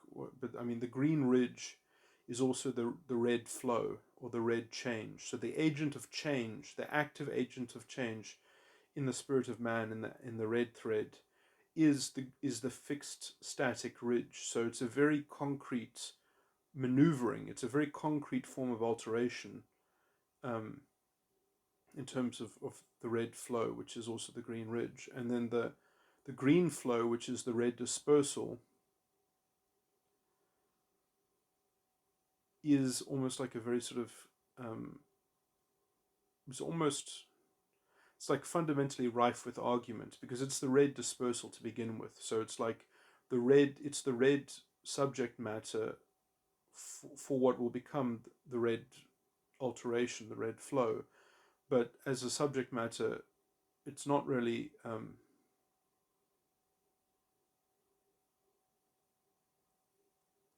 so, the green flow, in some sense, I mean, this sort of locks, this has all the secrets locked inside of it in some sense, that the green flow, in some sense, you can sort of, or maybe I'm saying this from my perspective, which is someone who also still has a false ego. So maybe what I'm saying is slightly poisonous. That essentially the sorry for themselves or greed of others is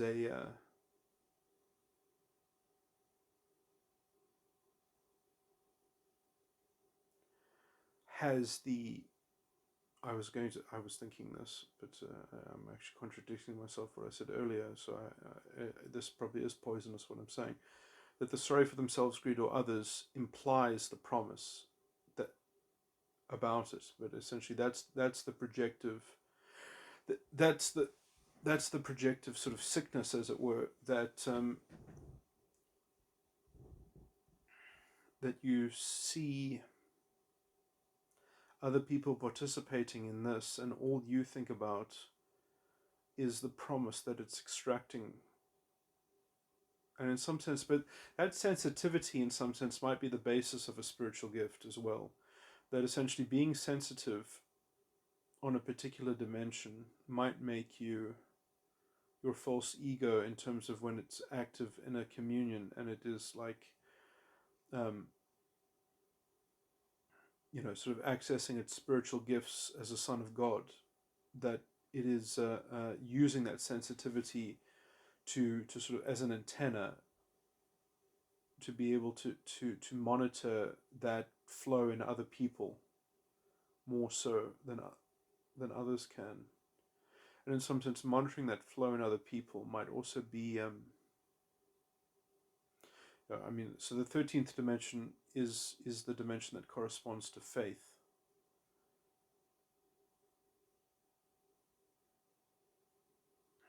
And all the other dimensions are also quite interesting. So looking at it from that perspective, like the 15th dimension, I call the evangelist.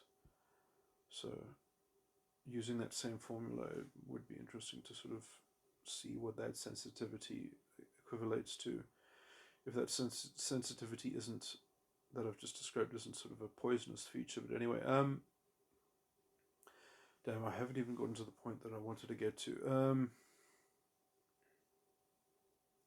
So the sorry for themselves, greed of others is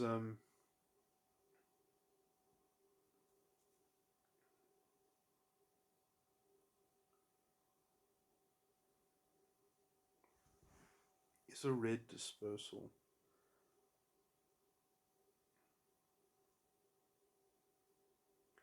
That's interesting because I think that I think I understand it as a green flow, but I don't understand it as a red dispersal because of my false ego. So, because it is the red, I was going to say it's the red thread which is completely destroyed by the false ego complex. Because essentially what is happening is that because the green flow is in recession, its economic activities for the economy of truth it's not participating. It's in a complete recession. And in that recession, what is instead happening is that, well, you can't have a red dispersal then because there's nothing to have it with. There's no activity. It's just null. And then, but you know that it has to lead to a promise.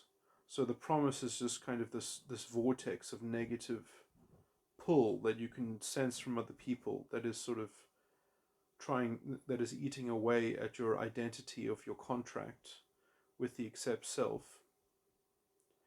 And so actually you just want to sort of arrive at the complete work without debasing the identity of accept self. So instead what you try to do is what the false ego is doing is it's essentially trying to substitute the green ridge of the earlier dimension with the red ridge.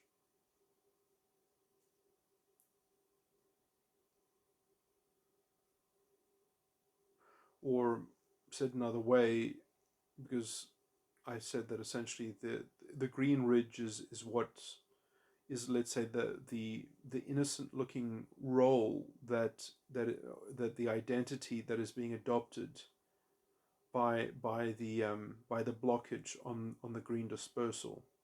So the blockage on the green dispersal, the blockage against accept self, is taking on a kind of role of help or justice, and therefore when it doesn't want other people, the promise that other people might be contributing in terms of their flow,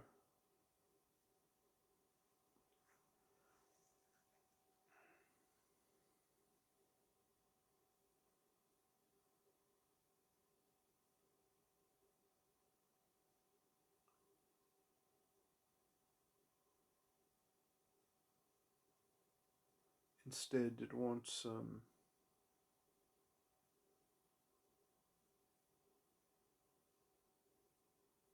it's weird. I guess it kind of, in a virtual sense, it does already have a sense of complete work, because it has a complete work within the accept self, within the role that it's playing, within the identity, and then everything in between is kind of like a paradox, because the complete work is the accept self, and the accept self is the complete work, and so there's a contingence on internal, on a kind of internal an internal interdependent regression, which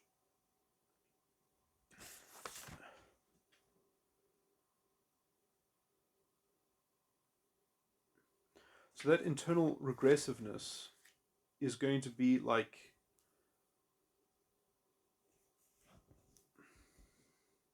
it's going to manifest as the sorry for themselves greed of others, and the promise having to sort of take on very delusional projective dynamics to sort of try to balance this paradox and make it seem reasonable, to sort of get around its internal uh, um,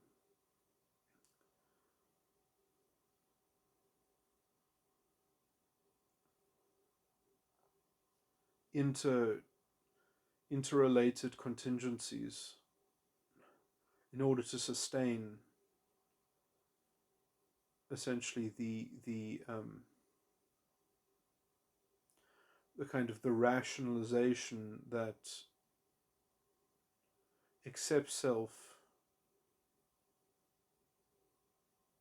does kind of get you to complete work, that the accept self is winning or achieving or executing the same complete work, even though it's participating in its own relativistic sorry for themselves greed of others, that goes into the ridge of promise in some sense. But it's like, it's not the same, it's not actually, it's sort of, that's being projected onto the environment, it's being projected onto the surroundings, it's being, and so there's a non-participatory sort of insulation and autism that's happening on these themes. And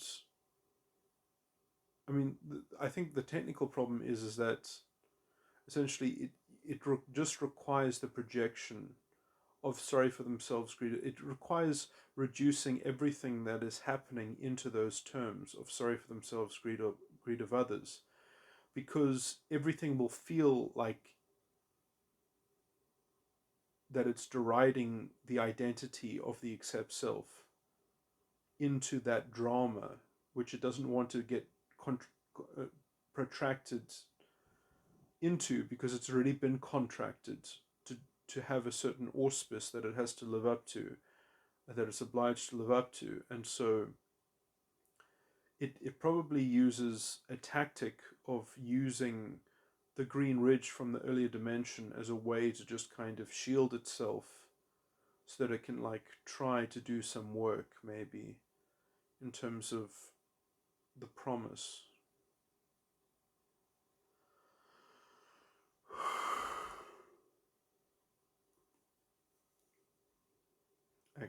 See, now some of these things that I say, now this is not going to be generic in every type. Like these 4 items might have different setups depending on what sort of type they have or whatever, but I do think that in some sense that these 4 categories, these 4 items might be the prototypical 4 sides of the mind. Obviously it's more complicated than that, but essentially each side of the mind has to in some sense have a certain bearing or gauge a certain sort of capacity in relation to the other capacities of the other sides of the mind. They have to have a certain sense of internal dynamism because they're stuck in a paradox. Because they're stuck in a paradox, there's a certain level of freedom in how they can relate to one another. Because there's a certain level of fantasy or delusional thinking, and there are more than one way to skin a cat.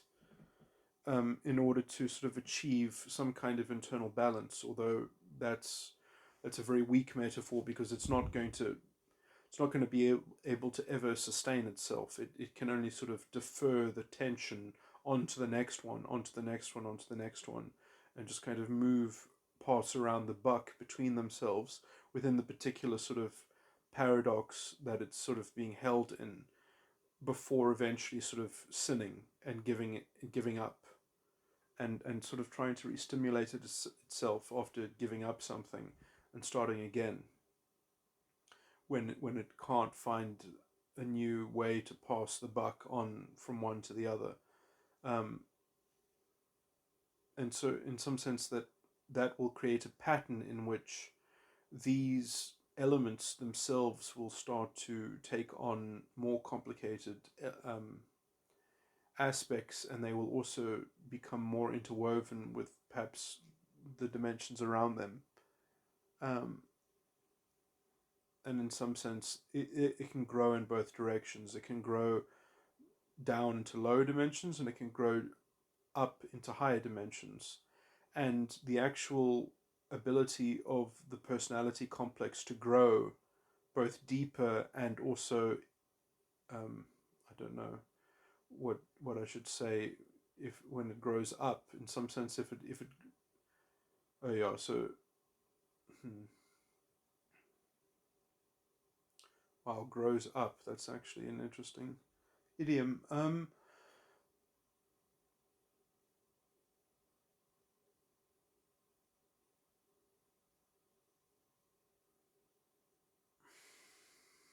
I wonder, maybe there's integral. I wouldn't endorse integral theory, but they did have an interesting sort of simple distinction between growing up and waking up.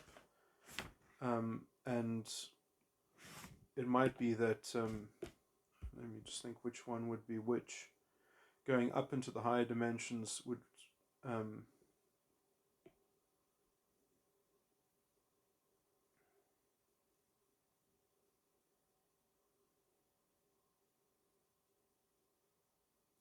would probably be seen as maturing and growing up. And going down into the low dimensions would probably be seen as waking up. But if you just wake up and you don't grow up,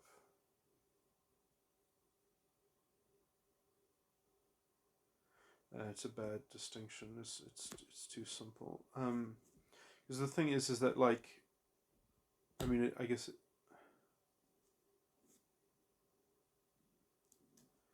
I don't actually see necessarily the benefit of even going up.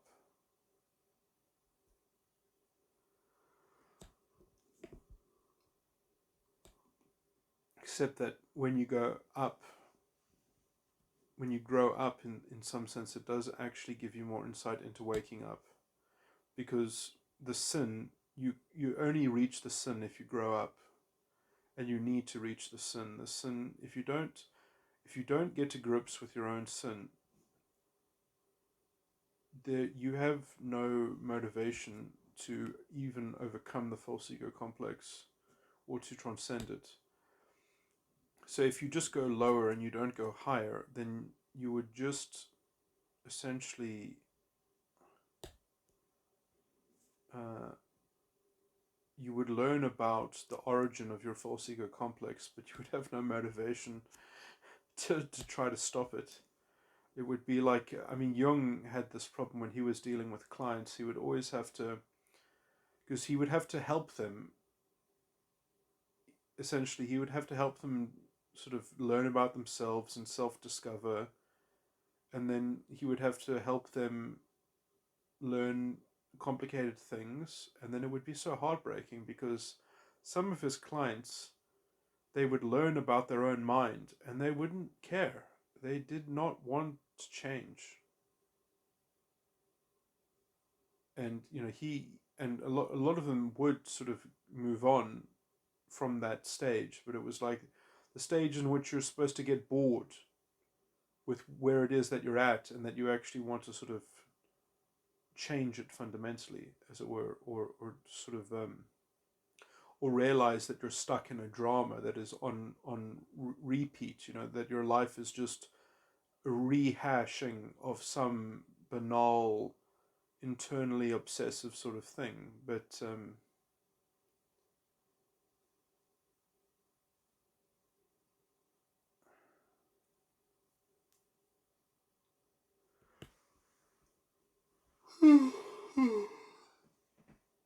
anyway,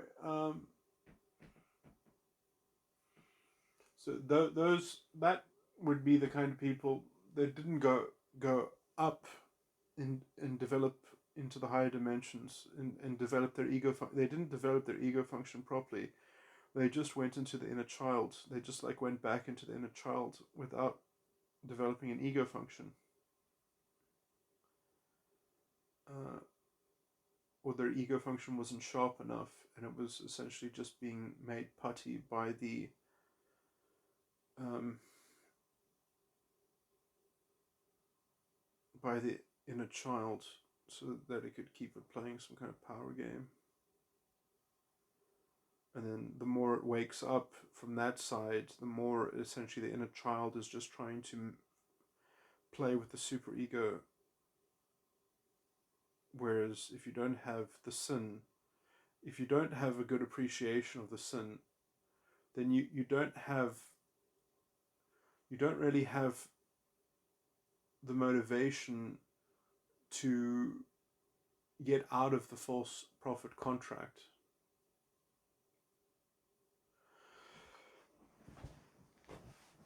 Okay, anyway, so I mean the question is, how low do you have to go and how high do you have to go? So if I've always taken it that, like, if I'm a metatype 13, essentially that's a naming convention. That means that my vanity is the 13th dimension, which means that the 14th dimension is my enticed lust, the 15th dimension is the trial, and the 16th dimension is the sin. And then dimension 12 is the lust, dimension 11 is the death,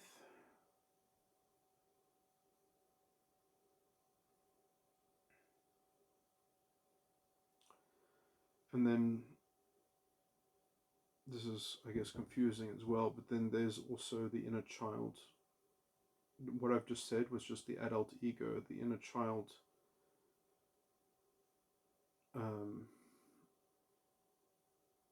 the death of the death of the adult's ego, which is the 11th dimension I just said.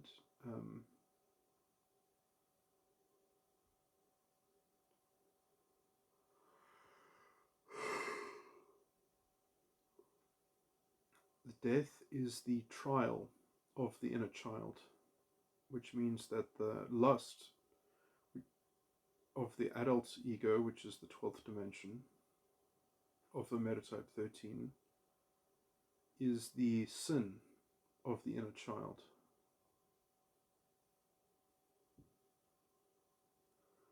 And so then the 10th dimension is the enticed lust. The 9th dimension is the vanity of the inner child, so that's very important. The 8th dimension is the lust of the inner child, and the seventh dimension is the death of the inner child. Now, in some sense, I've only ever used these two. These are the two main constituents of the false ego complex, the inner child and the adult ego.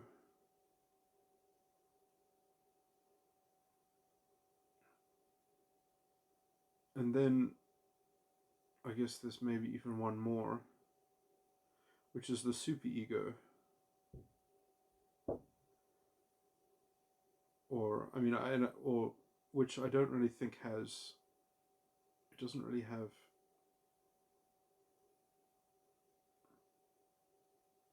In some sense, there are, because of that overlap, there are 7 dimensions that aren't in the false ego complex. There are only 7. But anyway, I don't think that those 7 dimensions exist as a. I mean, they might have an important role relative to the false ego complex, but I don't really know how to describe that. But anyway, the immediate dimension before the death of the inner child, or the atrophy of the inner child into an identity, that dimension, I think, is the ground in which the whole false ego complex is planted. And that ground, in some sense, I think, is related to the false prophet contract. Now, I mean, it might also be that those 7 dimensions that are sticking out, that might have some kind of, there might be that might be a reference in scripture to the seven,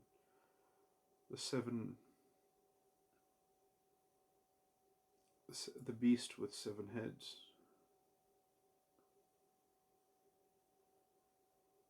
Maybe even the 7 churches.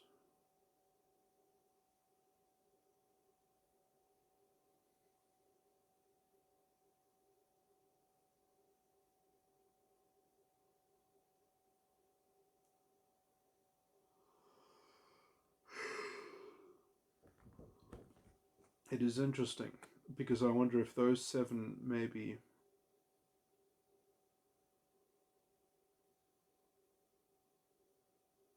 are are ways of extricating oneself or gaining insight of things, because they're unsullied elements of psychological functioning that one has open to one.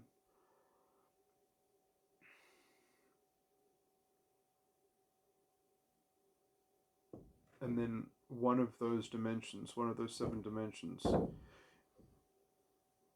I mean, I wonder if the false prophet contract, in some sense, is emanating from all 7 of them, or just one of them immediately before. I've always just thought that it was essentially the one immediately before, but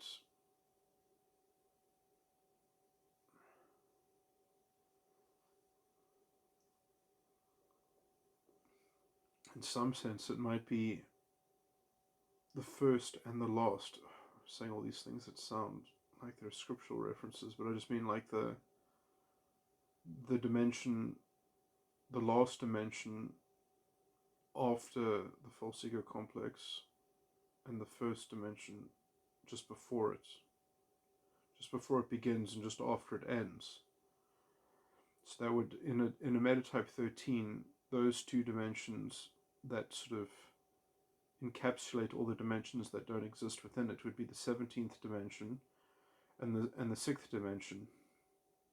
And maybe those 2 dimensions together could be potentially a very strong therapeutic tool, or have a very strong therapeutic bearing. It's just as a signature, in some sense, that they could be a kind of backbone. They could be a kind of like like when you break a limb and then you set it with a stint. Oh no, what are they called? A splint. when you use a splint to say it's a broken bone, that those two dimensions could be used as sort of waypoints, as starting points of getting the flow correct, or sort of practicing from those points, and then between those 2 points sorting out the confusions and the myriad sort of problems within the false ego complex, because you'd have an outside point on either side to kind of contrast what's going on within it, perhaps. This is really speculative.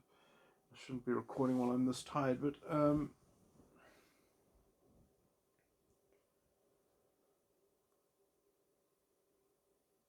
I mean, I've always said, I think that maybe the false prophet contract comes from the dimension just below it, but that doesn't even sound right. It might be that the false prophet contract, in terms of metatype, is referring to, let's say, the unconscious side of the mind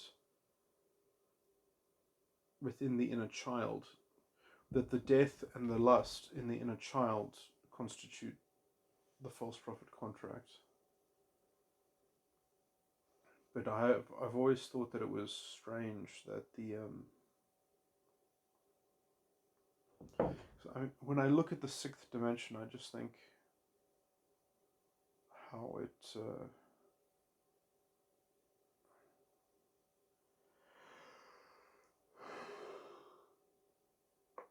doesn't seem to trigger anything within me. It doesn't seem to be relevant. It doesn't seem to be aberrated.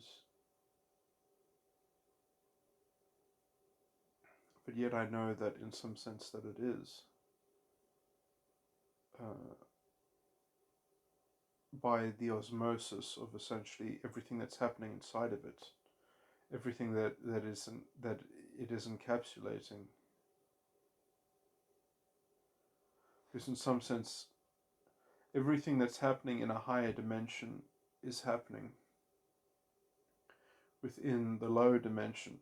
And so if you get to the dimension just before the false ego complex begins, then in some sense it is all happening on that dimension.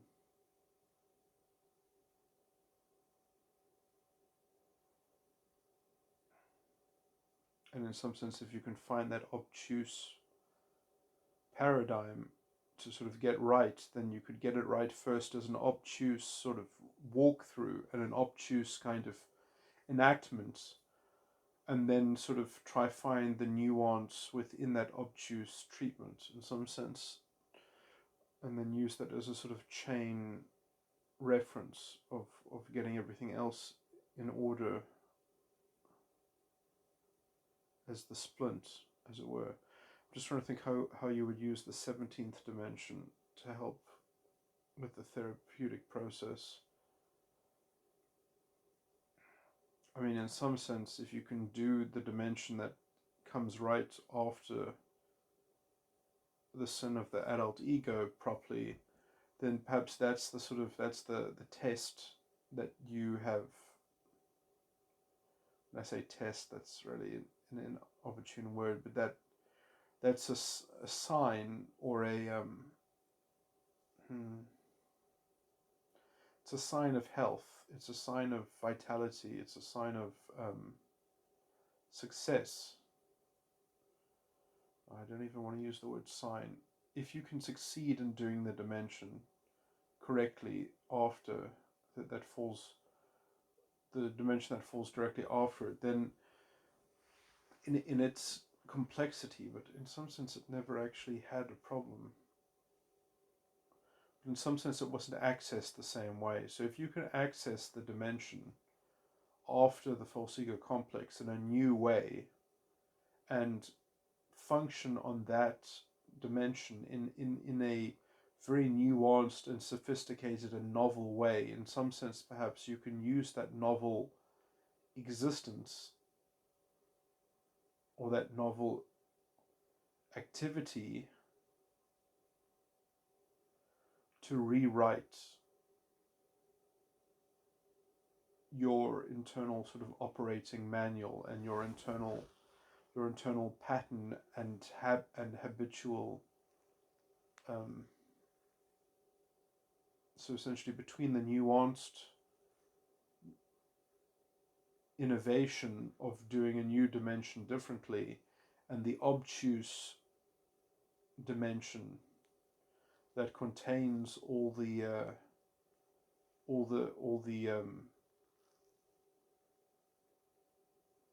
dysregulated things, or not dis that contains the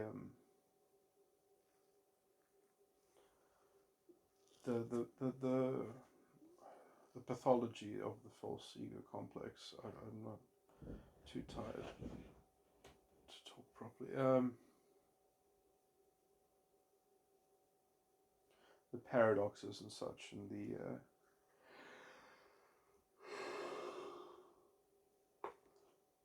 but can you really just go under and over it like that? Well, in some sense, if you were doing the nuance thing, you actually had to do everything else correctly as well, otherwise you wouldn't be able to operate on that higher dimension. What about those poor people that have to switch between 17 and the first dimension? It's just something to point out that when you go above dimension 17, you just land back at dimension 1, that it weaves back into itself.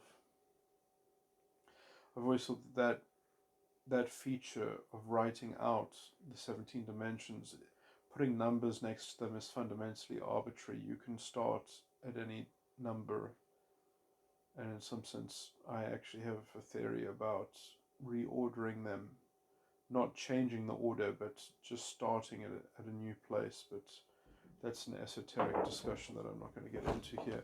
Okay, I think that's pretty much everything that I wanted to cover.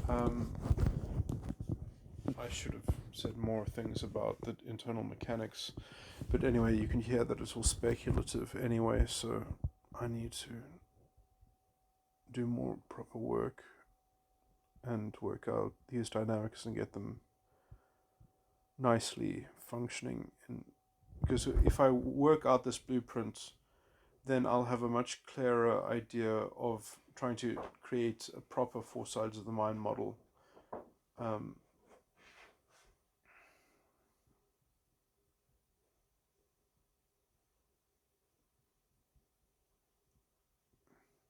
But the deeper that I like my 4 sides of the mind model, but it just has metatype, it doesn't have metagram. So I need to see. I don't even understand. I need to actually integrate metagram and metatype. That's very important that I need to do at some point. Still don't understand how metagram is made up of metatype. I need to do the 12 model before I can know the answer to that question. Damn it. Yeah, this is but I'm sort of contradicting myself perhaps on some level, but I need to sort of add this addendum that I've said before, and I think I was still correct when I said it, that the most stable part of the false ego complex is the death and the lust combined, and that essentially in terms of metatype, there is something going on in terms of the 4 elements on the death and the lust, and that is a fixed feature, and that fixed feature might even be the explanation of the different gunas as well, or at least the different circuits, what makes someone have a different capacity to have a double circuit or a single circuit or whatever, and essentially will sort of put them into being one of a particular kind of metagram type because of that circuit, that subspecies, or the subtypes of circuitry or something like that. So there'll be some fixed element sort of there. So yeah, those dynamics might not even be consistent, but obviously I'll just have to sort of work on myself and then using all my different models, use that to reverse engineer if similar things can be mapped for other types, or how they are mapped differently on the other types. But anyway, that the yeah, so the death and the lust is, I think, will have a fixed correlation to one another in terms of how they are displacing and substituting their dimensions. But there are elements within those two dimensions. That in some sense, those two dimensions, I think, function as a solitary entity, as a convoluted, sort of intermingled commixture between those two dimensions. And obviously, they those elements within them that are commingled, or creating a solid sort of foundation of the false ego complex, in some sense, their first creation is the vanity. It's like, archetypally or allegorically, Adam and Eve, Adam being symbolic of the death and Eve being symbolic of the lust. Their firstborn is Cain, and their secondborn is Abel. And so, and Abel is killed by Cain, but Cain still exists. Something to remember. And it was even said that if anyone should do harm to Cain, sevenfold would be revisited, that there would be a mark that Cain would carry, that he should not be harmed. And that mark, in some sense, is uh,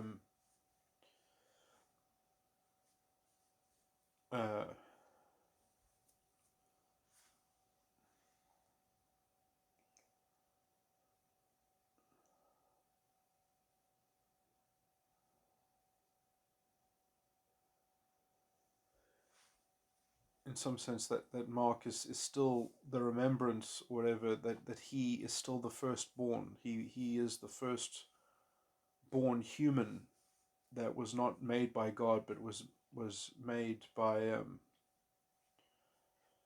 uh,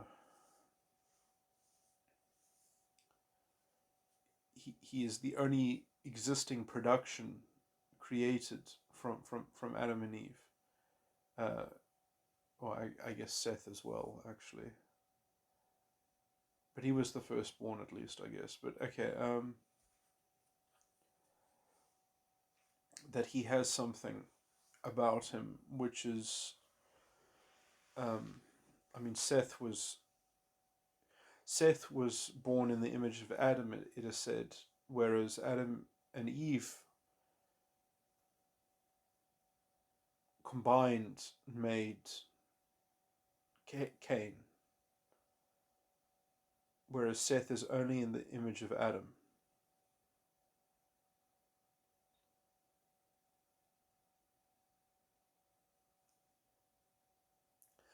And so Cain, at least I believe symbolically, is the unification of, or is the symbol of the unification of the death in the lust as a single unit, as a single entity. And so the vanity, in some sense, is a requisite manifestation.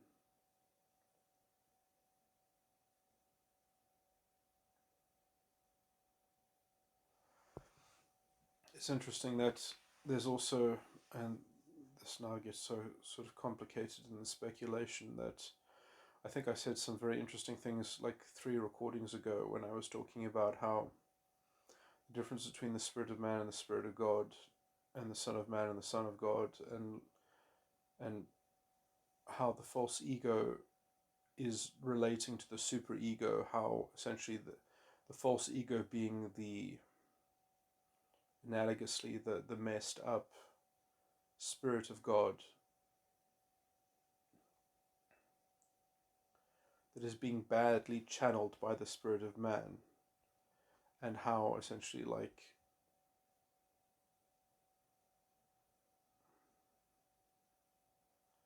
the one is setting up the other one to be the bad guy, so that they can sort of continue to sort of be interlocked in this sort of.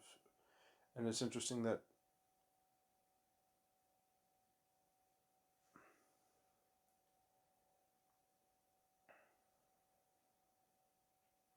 the one dressing up the other as the perpetrator, or maybe it's only the one that dresses up the other one like the perpetrator, in order to and I can't remember the detail of when I went into that, but it was quite insightful. I remember.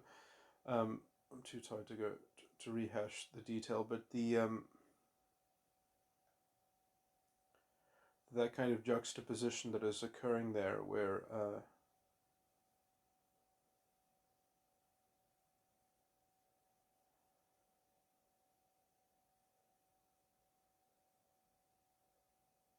that it could be that the inner child's,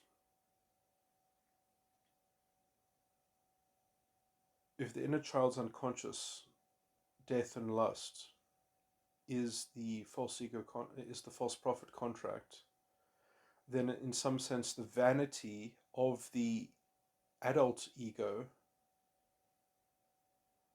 is in some sense the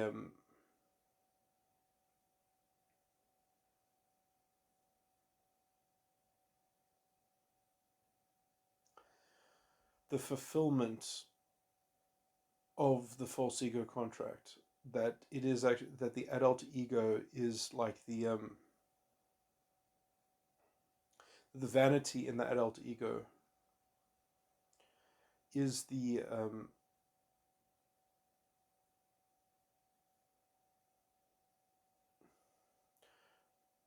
when one didn't have a false ego contract and one was the super ego in some sense, that was then creating the condition for the false ego contract to begin, that after one created the false ego complex and saw the world relativistically within that through the filter of that complex and through its own set of conditions, then it looks back at the superego, which it has limited access to in some sense, and it can only remember the superego as the past self, as the as and often it's not even remembered. It can't be remembered. It's so far gone and forgotten that because it was a different way of being in some sense. But the only thing that one remembers is, let's say, the conditions that led up to creating the false prophet contract. And in some sense, you have to sort of summarize your identity as those conditions that one faced, that excuses one into engaging in the false ego complex, or sorry, engaging in the false prophet contract. And so in some sense, at some point, the adult vanity as well has to have some idea as to what were the conditions that led to giving birth to the false ego complex. And in some sense, the answer to that question is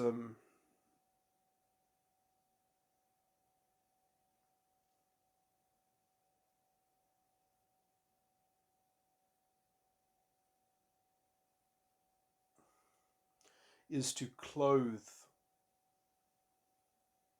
the original self in an identity so that it can justify the evolution into the adult vanity, which is in some sense the actual voice that one had in one's head, that one was contracting with.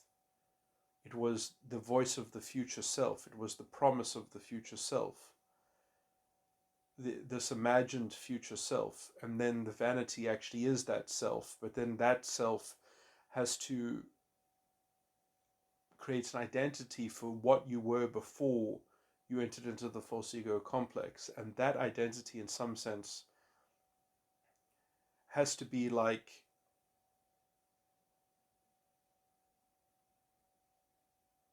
someone who was lacking that vanity, someone who didn't have that vanity and didn't have the pleasure of that vanity, or the benefit of that vanity, someone who suffered for the want of that vanity. And that is the identity of someone who was pleading with that vanity to come into existence and to be into being conjured. And the whole life of the inner child and the development of the inner child is the handmaiden of essentially creating the origin story of that vanity. Um,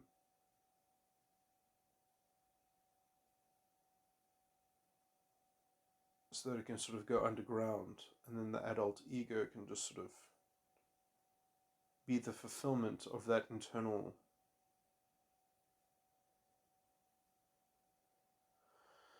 the inner child.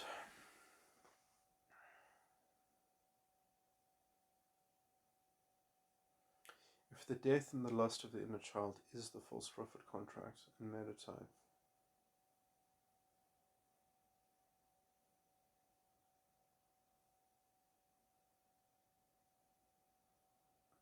and I mean, you see this. This is why children so often will sort of seem to how personality will evolve from very young into adolescence. That there's always a kind of inversion that takes place, where it's kind of like an evolution. That people, in some sense, they grow more, they grow deeper in that. No, they grow up. They don't grow deeper. In some sense, when I talk about going deeper, that's after you have an adult ego and essentially you've already grown up to some extent. But then when you go deeper, then you're going back into the inner child, which I've said is even perhaps dangerous if you haven't developed your ego well enough, or you haven't developed your adult ego well enough, because then you wouldn't have gone back into the inner child with an intention of actually wanting to even extricate yourself from the whole mess. You might just be doing it for a kind of you're not doing it, let's say, with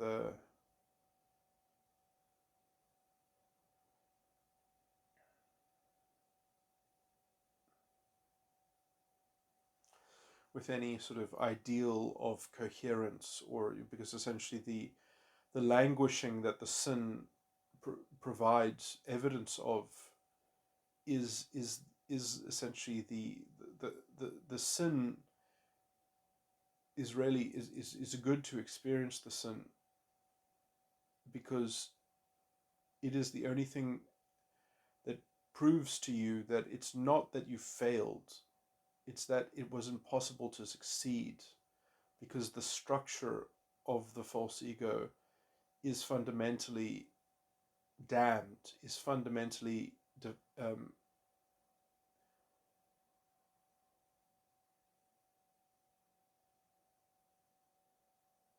uh, deficient, that, that it's fundamentally incoherent, in fact.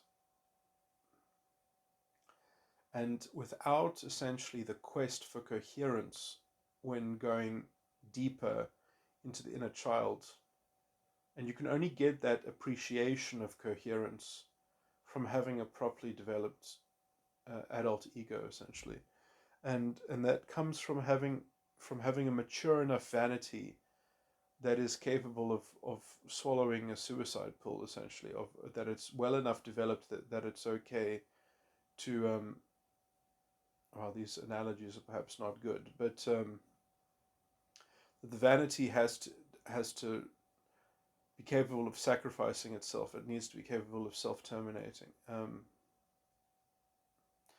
that requires a level of maturity which only the ego function in the adult ego can actually provide, which only like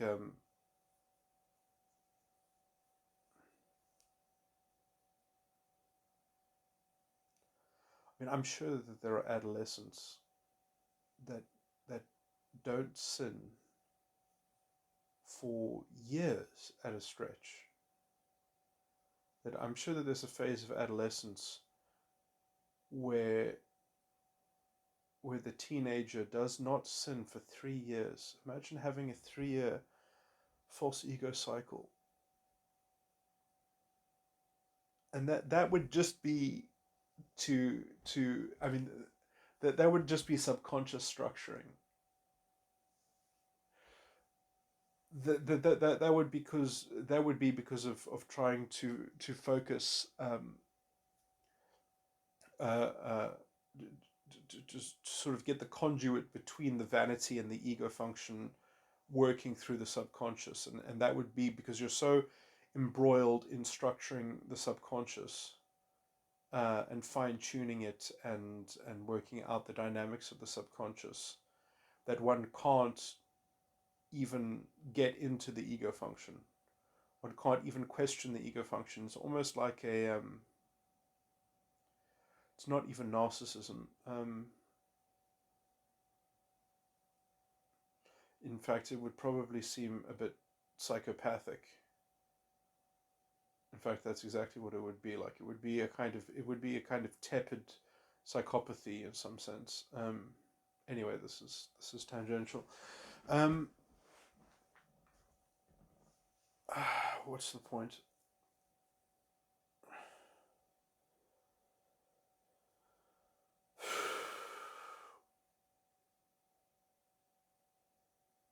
So I was just talking about the inner child, or the vanity.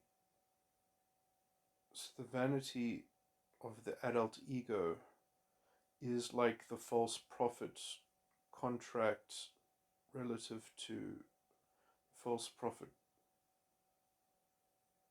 is like, so the vanity and the adult ego is actually the false prophet in some sense. Yeah, I think that's true.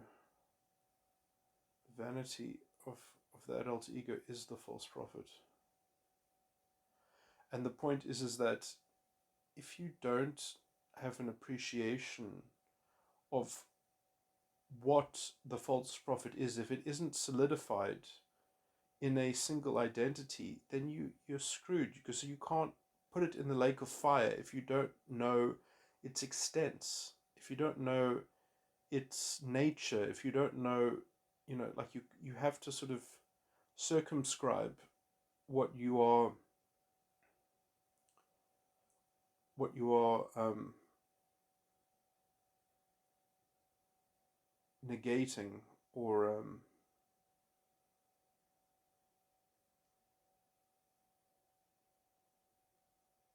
what you are enduring in some sense, because in some sense the false prophet never gets killed. It becomes the lake of fire. It becomes the symbol of that which is contracted out of reality. It becomes a kind of the mark of the abyss, as it were, that then you know to step around in some sense. So in some sense, the false prophet is the substance that the lake of fire becomes, and you always have the lake of fire. Then you preserve the lake of fire. That is what everything goes in the right place. So when you come across something that is fundamentally incoherent, you don't have to sort of be toyed by that concept. You have a place in your head where that goes. Oh, that's just like the lake. That's just like the false prophet. Yeah, that's the lake of fire. That's, I have a place for that in my mind. I have a category for that, the lake of fire. That if I get involved in that, that's part of the connection of the world. That's part of the fleshly thinking that leads nowhere, that leads to incoherence.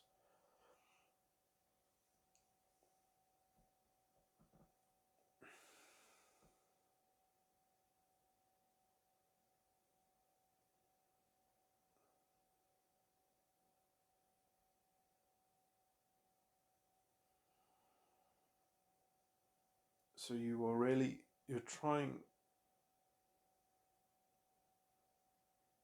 to have an image in your head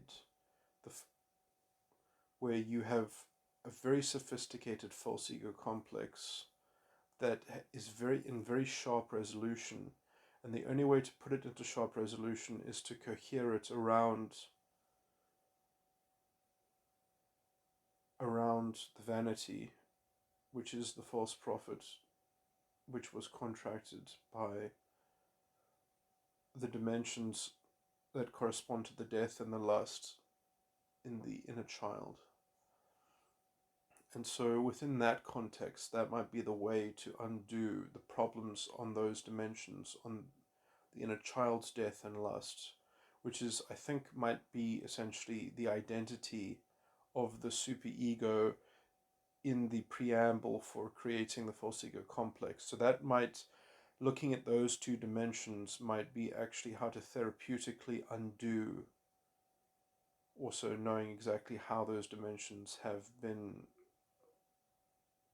put into this identity, which some sense it might also deal with the vanity of the inner child as well. That might have something to do with it as well, so that might be complicated. But or I have to look at the death and the lust within the adult ego to model what's happening in the inner child's death and lust first, to see what's going on, and to see also what the juxtaposition is between the vanity in the inner child and the vanity in the adult ego.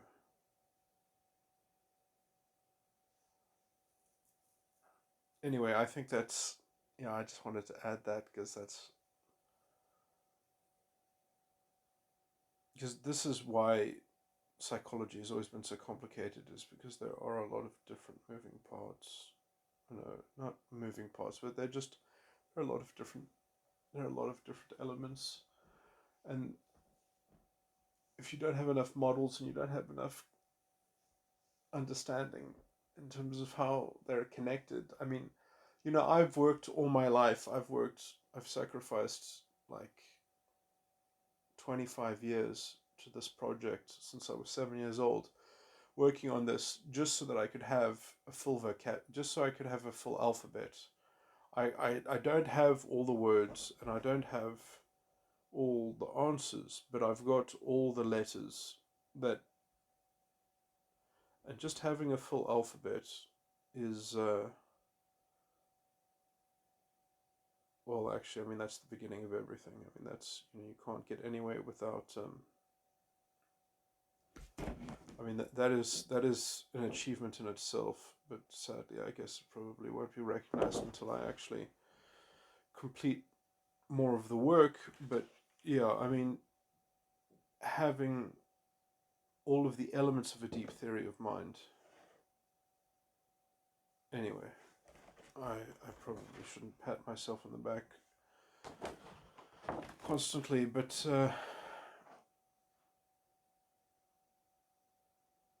especially when only the end is in sight and it's not close, but it's not, the end is not near, but it is in sight. It hasn't been for a long time, so that gives me a little bit of hope. It makes me feel slightly better, but still, it's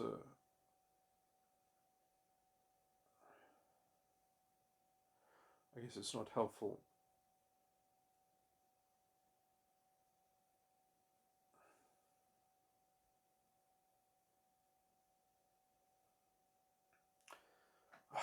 Always indulging in self-pity.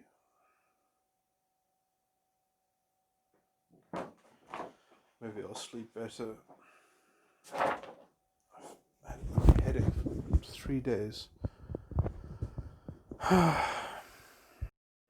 Okay, after my recording last night, which I made while I was incredibly tired, let me just clean up and clear up some things and elaborate on some things that I spoke about. So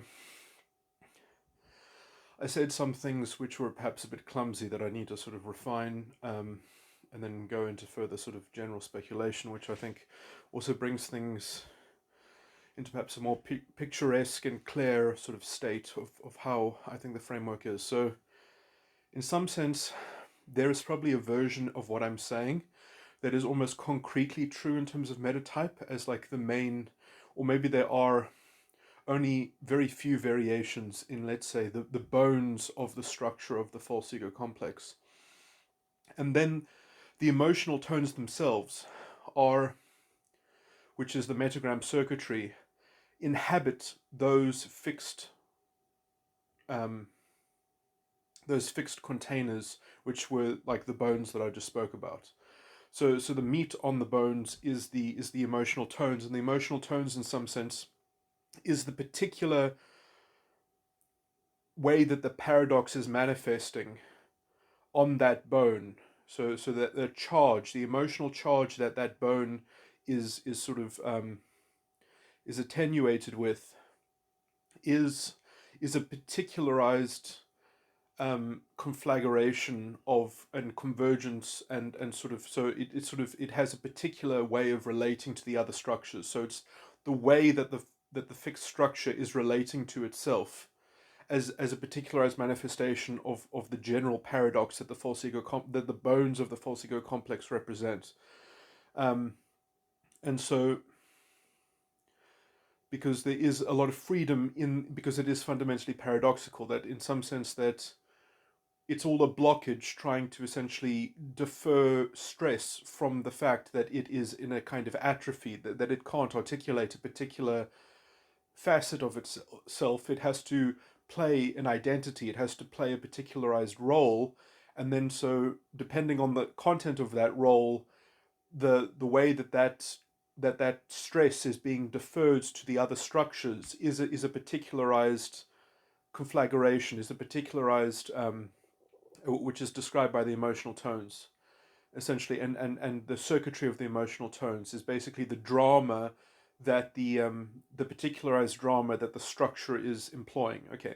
Anyway, then the other thing that I said that was sort of clumsy was I said something like, I believe that probably teenagers go perhaps 3 years without, I think, without sinning or something like that. And what I should have, hopefully maybe I said it correctly, I'm not sure, but I should have emphasized that they don't experience their own sin, which is the problem. Implicitly they would still be sinning, but it would be unconscious. And so, and their ego function in some sense would be a kind of naive, implicit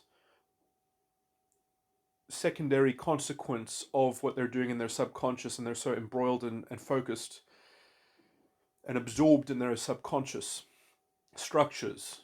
And so essentially the ego function, they wouldn't even experience the trial, essentially. The trial would just sort of go through them in some sense. It wouldn't, there would be nothing, the structures of the subconscious would be tolerating a kind of naive trial. And then, because essentially, if the trial is not being perceived, the sin cannot be judged. And I mean that in terms of the subjective, when I say perception and judgment, I mean those both subjectively, that you have to perceive something in order to therefore develop a judgment about it. And because they're not perceiving or experiencing the perception of their ego function, which is the trial, they don't have the resource to actually experience the judgment. But the judgment in some meta sense is still occurring. It's implicitly occurring. But because they're essentially numb to their ego function, I've generally called this a kind of like a sort of a tepid, naive psychopathy, because essentially then the incoherence, usually if people are experiencing their trial consciously, they at least they're on the hook to cohere things relative to their ego function. They have to make the ducks line up. They have to put their ducks in a row relative to their ego function. But if they don't care what their ego, they don't care about how consistent or coherent their ego function appears, then this is generally what I've technically this is my technical sort of description of what the appearance of psychopathy is. Borderlines, in some sense, also don't have coherent ego functions because they're so prone to essentially unilateral manipulation and coercion.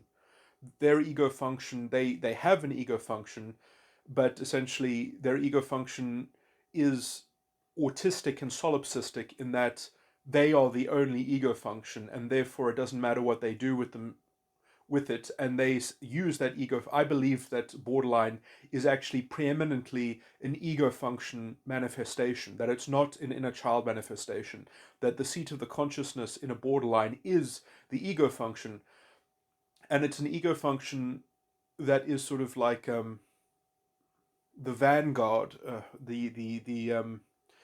and essentially it is willing to emulate a virtual inner child in some sense, and it's trying to sort of revise its inner child, and it's also doing this in some sense to use the inner child as a shield, as a human shield, to protect the autism and the solipsism of the ego function, so that it can create subconscious, um, I don't know what to call them, masks. So essentially, it has a pantheon of masks that it shuffles between, and it doesn't care which one it uses, and it will cycle between them quite freely because, in fact, it doesn't even matter if any. Some of the masks might even be quite nice, some of them might be quite nasty. It's like the carrot and the stick, but in some sense, even if all of them are nice, all of them are nasty, or they have a kind of shared trait, they are different masks. And the point is that if you have different masks, you can essentially diffuse any obstacle because you can just kind of mob it. You can just sort of throw a mob at it because you can just cycle between the masks, and then essentially you end up disorientating your target. So you just kind of you wear them down. You subject them to a kind of attrition, and the manipulation doesn't even come in what the mask is asking for. It's sort of, it happens in between the switching, because it's like, because if you ask for this and then another mask asks for that, and then yet another mask even asks for something else, that it's the pattern in between the masks. It is that sort of consistent subtextual imposition and style of imposition which eventually acclimatizes the target or the host of the borderline to I'm not going to go into borderline. I've gone into borderline in great detail, but essentially they want to establish a what I've called the House of Mirrors, which is where they are capable essentially of juxtaposing their identity with the identity of their target, and having a kind of blameless social environment, a blameless social mask in which they can apportion and direct blame and accountability so freely that they don't even have to use masks, because other people just make their integrity accessible to the borderline. So the borderline can just project onto them freely. And in that environment, they don't need to use the masks anymore. Then you can actually see a coherent ego function, which kind of still exists as a kind of God cloud, that they are the sort of the God cloud ego function over the codependent feeling, the codependent amalgamated unit, which they have targeted as so they are kind of like, they want to have a culture, they want to have a sort of they want to have this unilateral control of the culture, and in some sense this borderline tendency has generally been associated with femininity, that and this is probably for evolutionary reasons, because in some sense um, it is socially taxing on psychology to deal with this, but in some sense you can understand why it would be tolerated by certain groups, because essentially if you had more women, and you could sort of have women that were satisfied, or had, even if they had short-term gratification issues and they were somewhat unreasonable, but you just had to sort of pander to them and you just had to cater to them, that in some sort of lowest common denominator fashion, although it would, if it couldn't be contained within just women, let's just say, or something like that, because obviously if you had leadership of a culture headed by this kind of tendency, it would be a very dysfunctional culture, um, because essentially it becomes a kind of weirdly sort of religious sort of experience in some sense, because of the it's the disorientation of essentially being of having blame attached to you in a kind of ad hoc way, and then the rationalization is always just like a string of nonsense that actually is incoherent on terms of the ego function. So because it sort of it takes over and it uses an ego function that is fundamentally incoherent, it kind of creates a very fudged sort of cultural landscape in which everything, it's the status seeking sort of thing, and people can't have too much. And in some sense, this is what fascism, in some sense, tries to kind of pander to, um, which is why the female energy and female fascistic, sort of political thing has always, fascism has always been pushed by female political sort of activism, as it were. If you just look at the Nuremberg rallies, and you could understand that the cultural force of fascism was always driven by women. Um, anyway,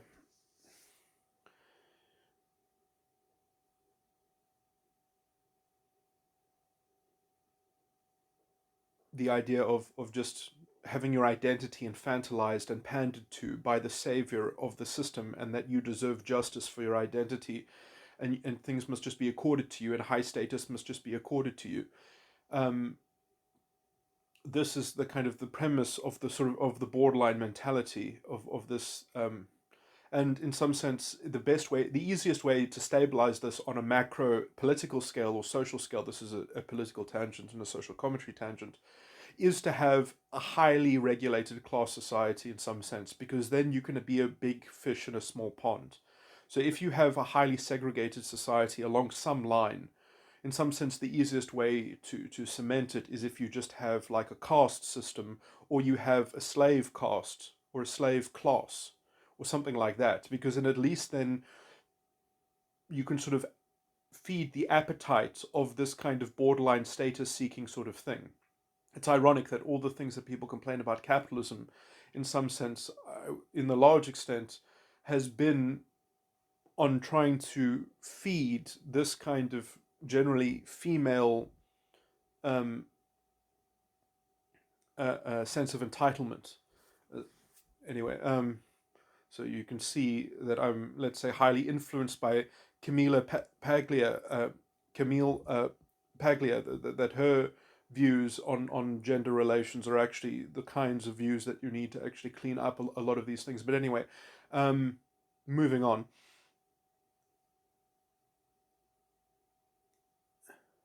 Pagliella. I'm very bad with pronouncing names. Anyway, um,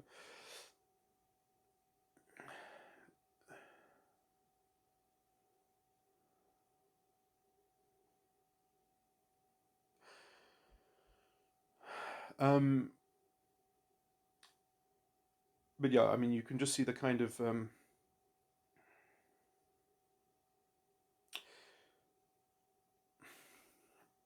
in some sense, it is interesting that essentially false ego complexes can be used as ideological blueprints for a culture, for cultural relations in some sense. And in some sense, people can see an organization or an entity as being emblematic of a sort of a false ego system of culture in which you are playing a role in reference to how that false ego complex would relate to you in some sense. And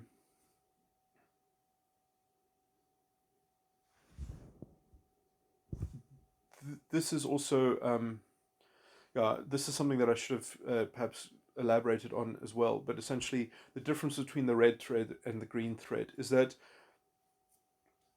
the reason why some of these elements have these dual uses, or they all have dual uses, one for the red and one for the green, but is that, as I've said before, the red thread is like the active in the present tense thread, but in some sense it requires an objectification of the green thread. It requires sight or witnessing of the green thread. And if it witnesses the green thread, it has to know what it's witnessing. It has to condense it into a solid experience in some sense. So it's based on an image. The red thread needs an image in the mind to function. So it needs an object. It needs to objectify the self even. And so, and this is where the problem of the fall comes in, because if you make an image of the self, which is also supposed to be in the image of God, if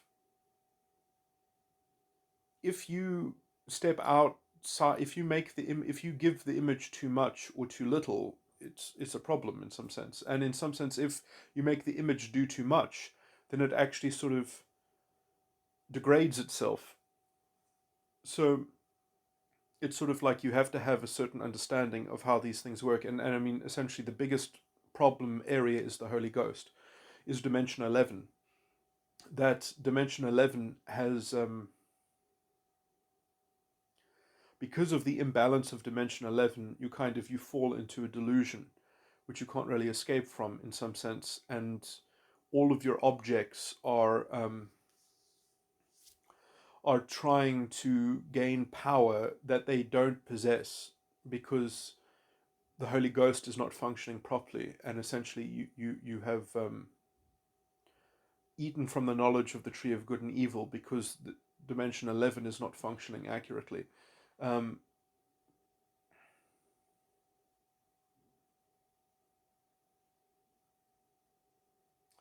and so everything that you're dealing with has this tinge of knowledge of good and evil. Um, and that sort of dichotomy with which you can sort of create the false ego paradoxes and things like that. Anyway, um,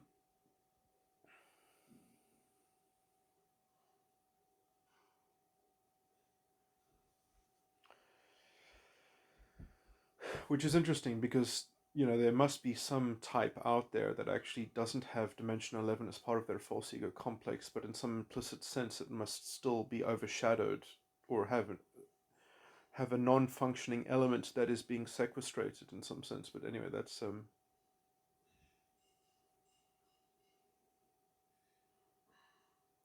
some sense the emotional tones themselves would indicate perhaps all of those types all have emotional tones that involve dimension 11 as well. But anyway, which might lead to a very peculiar setup in which it would be capable of understanding what people know about emotional tones to sort of translate how they are using dimension 11. And if you can account for that, then you might be able to use them to precipitate some inquiry into the proper functioning of dimension 11 from a kind of empirical engineered standpoint. But anyway, it's amazing that you can sort of create, let's say, human computers where you are putting up a kind of serial processing unit, and of setting up rules of how people relate to one another and how they can process therefore information, and you can actually get at something that is perhaps greater than the sum of its parts, because of just understanding all the facets of how they are broken and how they are um, individually filtering the truth, as it were, to try to sort of undo that filtration and get at something more refined, as it were. Anyway, okay, that's a tangential speculation. But anyway, so I went into borderline because I was just talking about the importance of the ego function, which is just wanted to clear up that point about.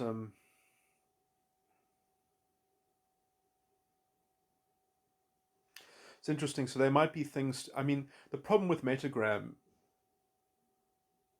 is that it's actually Metagram treats metatype obtusely, and so to actually work out exactly how it's almost like a cross section. It's like people touching the elephant and they're blind and they can only see the outside shape of the element. Well, how weird is it when you've got a cross section of the element of the elephant, and the outline of that shape is just completely alien, because you can't even get at that from the outside. It's sort of a cross section through the middle, and then you've got this weird shape with even like the limbs, which the four legs you would just see as like tiny four islands in some cross section, far apart from each other. And that's kind of like what metagram is. And Metagram was always problematic. That's why I needed to start developing a four sides of the mind model, because it was too all encompassing and it was too strewn together. But if I perfect metatype and a four sides of the model metatype, and then I correlate it to Metagram, that will be amazing. I mean, even taken both of them, because I've already got versions of both of them, are very are very descriptive.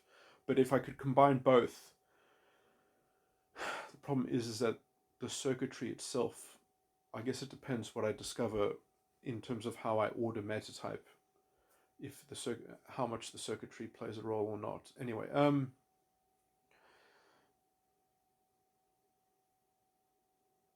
see, and there's that horrible there's a horrible middle ground where essentially in metatype it might be that I have to sort of know when I'm dealing with a section of metatype in the bone structure, where it's like, okay, well actually that bone structure is prone to a particular species of paradox, and there are only 5 species of paradox. Maybe they relate to the different circuits, the styles of circuitry,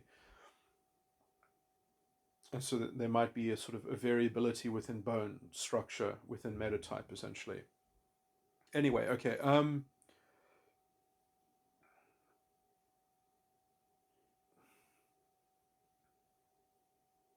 And in some sense, the bone structure itself might also not be developed in people, in the sense that they've never grown up or they've never grown deep in some sense.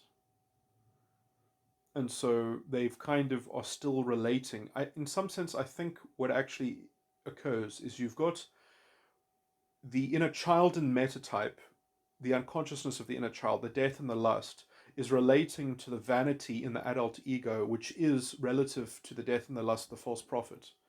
And in some sense, that is causing the infant to grow up. That it's relating to the false prophet is how it is effectively developing it's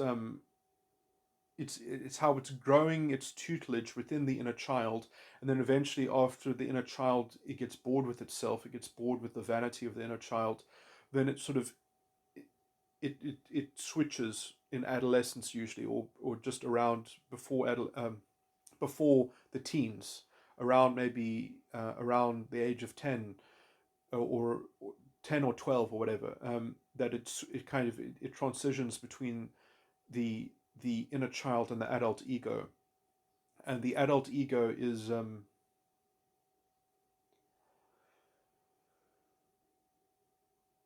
then very quickly embroiled in the death and the lust, which is then the kind of the volatile teen age, essentially, and then it transitions from the volatility into the vanity,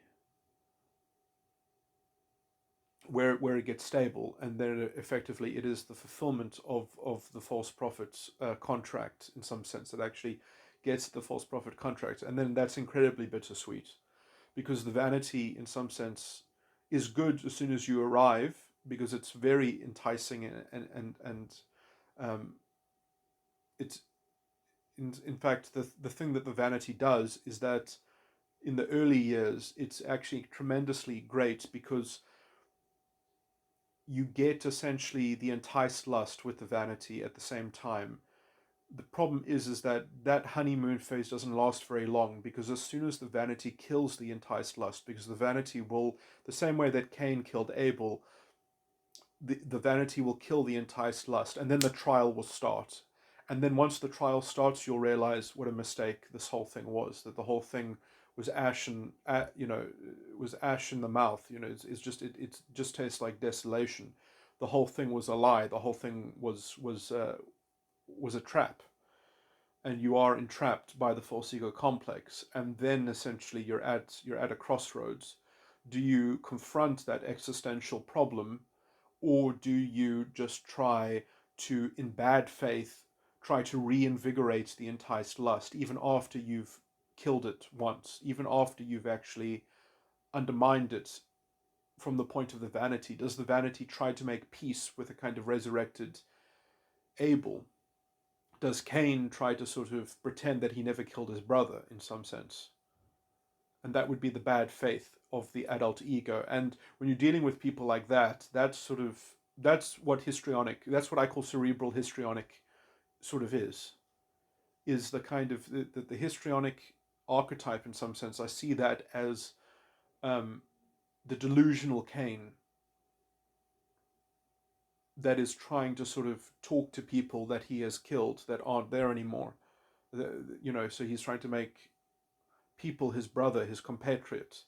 They're always looking for a form of sort of sympathetic compatriotism and status seeking that is sort of filling the gap of the delusion gap that is created by trying to sort of anyway, this is a metaphor, but so then basically at that point you have, is someone going to get serious and be a mature human being, or they're going to be a delusional human being essentially? And then you have the full-on psychopaths in some sense, which borderline I would include in this, are the people who,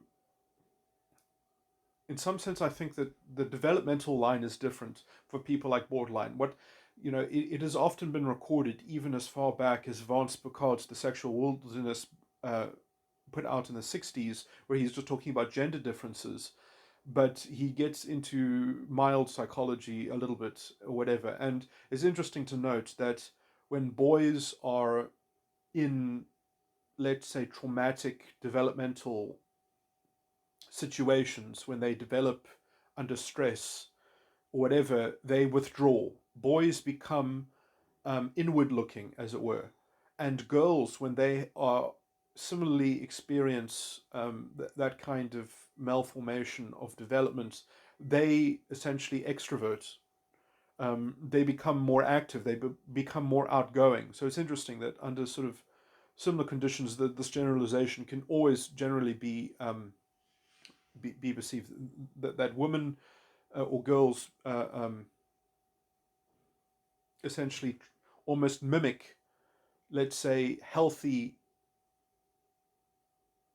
boys. Girls try to sort of take on the healthy sort of how healthy boys look, and boys just essentially recede and withdraw into their own mind in some sense. And anyway, I think that what's generally sort of happening, at least in the girl situation, and this is also why they're more prone to borderline, is in some sense, and this might just be for evolutionary reasons or whatever, that there's a biological propensity towards women essentially using hypergamy to be successful.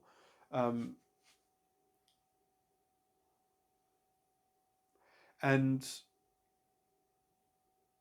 essentially, because there is an incentive essentially for women to marry up much more than there is for men, men essentially have to provide value that justifies a woman attaching their fate and their protection and guardianship to that man. And so the man being able to provide essentially things that will justify them being allowed to look after a woman that will essentially that essentially women have biological capital, as it were, that they can provide children, and men have to provide every other kind of capital, essentially, within a social scenario. And even if it's not to do with money, even if that's just social capital or social status, and women essentially can just use the hierarchy in a system to assess which men will give them the better deal, the better offer, and they can essentially just take the highest bid.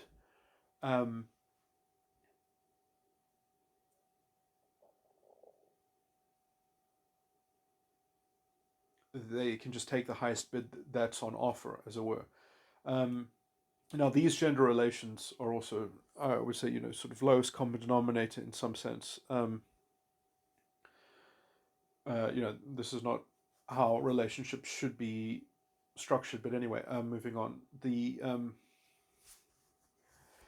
that propensity or that tendency in some sense is probably there's perhaps, at least when one is young, one is noticing these features of the sexual marketplace and sexual strategies and the differences between the genders. This is learnt early on, um, that essentially women have this extra capital, they have this biological capital that they can essentially that they can that they can decadently enjoy, especially when they are young. And essentially, they don't even have to, they're not incentivized to think about that unless they are specifically taught to, or instructed to, oh, yeah, you've got this extra biological capital. You are just, by society's standards and judgment, general judgment, women are seen to be much more valuable than men are. Men are disposable, especially when they're young. Um, and that difference in value, in some sense, is not something that they are sort of, that they have to reckon with, because they can just sort of think that, they can just think about themselves. In some sense, they don't have to think about other people, because everything is just sort of made more easy and accessible to them in some sense. And in some sense, actually, that's where the hypergamy sort of gets born in each new generation, because in some sense, women have this sense of oversubscription of their attention and energy. They actually have to economize because they have so many offers. They they don't know how to weigh them. In some sense, they have a problem of how to access the surplus value that they are being afforded, and their time and attention is bidded for. So in some sense, they will only be in a situation based on essentially the opportunity cost of what they're missing out, in some sense, and this drives them crazy to a large extent as well. Um, okay, so this is like the average sort of plight of let's say some generalization of women, and then you get other variants of this which are exactly the same, which are essentially all of that I said is an implicit experience of people that don't get to enjoy that kind of oversubscription of surplus value, but they count the lack of it in some sense. They are resentful that they don't have, that some women do get that treatment and they get less free drinks, essentially. The idea that they are missing, they calculate exactly how many free drinks they have gone without. And that's a generalized metaphor for everything in some sense. That every time something happens, they can count, oh, well, it would have been that much better if I had more biological capital, if I just had more status. Anyway, and so this calculation that women do in some sense, um,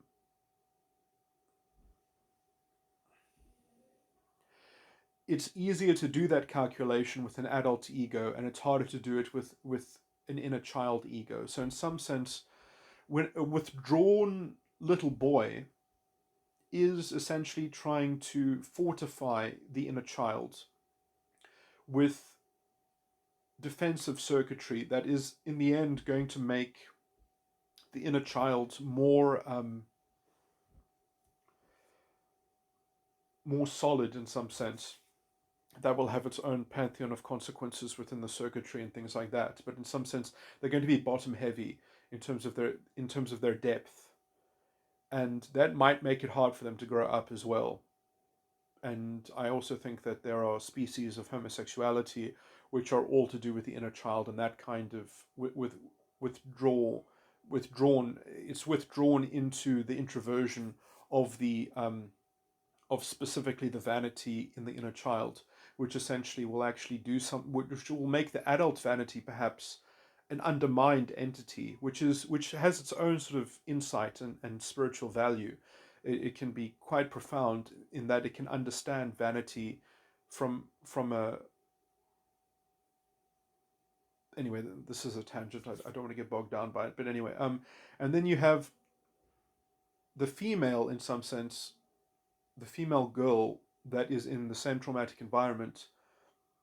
They want to access the hypergamy right away because they can see that it's a coping strategy. And you can still get what you want in some sense.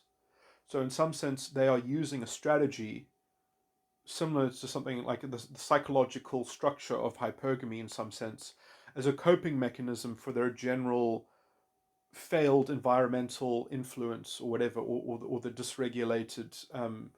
So instead of developing in, let's say, an authentic way in some sense, they're just going to use this strategy. They're going to fast track this strategy to compensate for their environmental sort of disturbance or whatever that's causing them trauma or whatever. So they're going to have a kind of a release, a pressure release in the idea that if I get into the adult ego as soon as possible, so they are precocious. So that's why I believe that women, when they're in girls, when they're in traumatic developmental things, essentially they are trying to fast track entrance into the adult ego. Now, when you throw yourself into the adult ego and you don't have any of the inner child structures properly developed, then essentially you're becoming top heavy, and you are looking at the ego function with greedy eyes that it's going to be able to supply a level of functionality, and then you have to reverse engineer. You act that out first. You learn by testing it. So what they do in this top heavy sense is they just try to mimic, they just try to behave, and then when they go too far, or when they do something that's like a bit too insane or delusional or whatever, then they kind of reverse engineer the repair of that, right?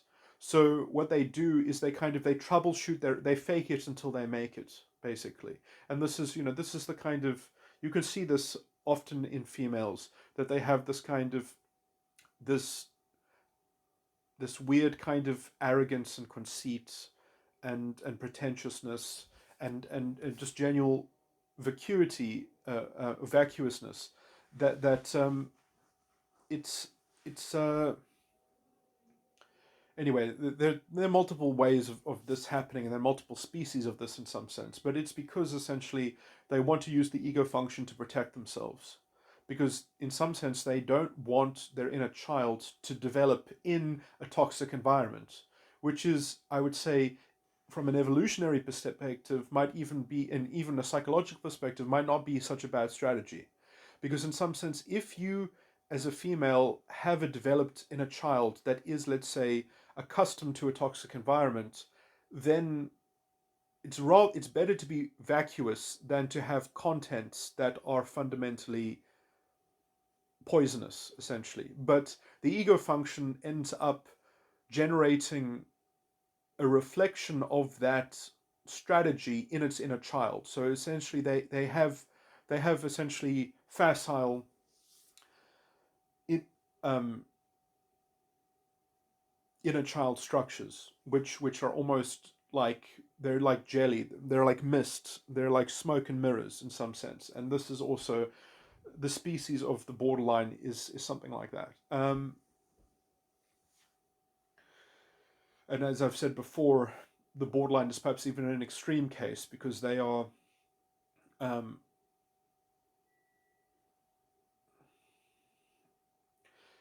they they create a very sort of reactionary ego function that is so obsessed with getting its way and getting its strategy successful at controlling other people, that it effectively makes itself the only entity that generates things, that generates meaning.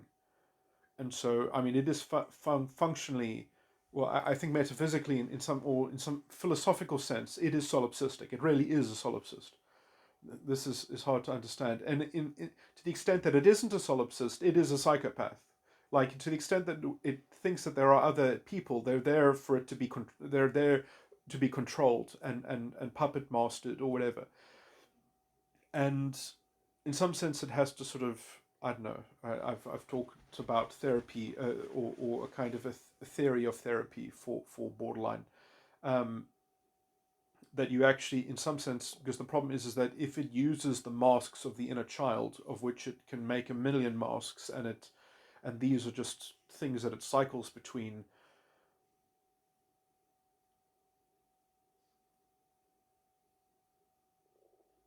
Anyway, I'm not. I've got recordings that just deal with therapy of borderline. I'm not going to rehash that. Anyway, um, so anyway, That's also why it can be good to understand the bones of metatype, which I still need to fully sort of model out nicely. And then a lot of these pieces I think will come together.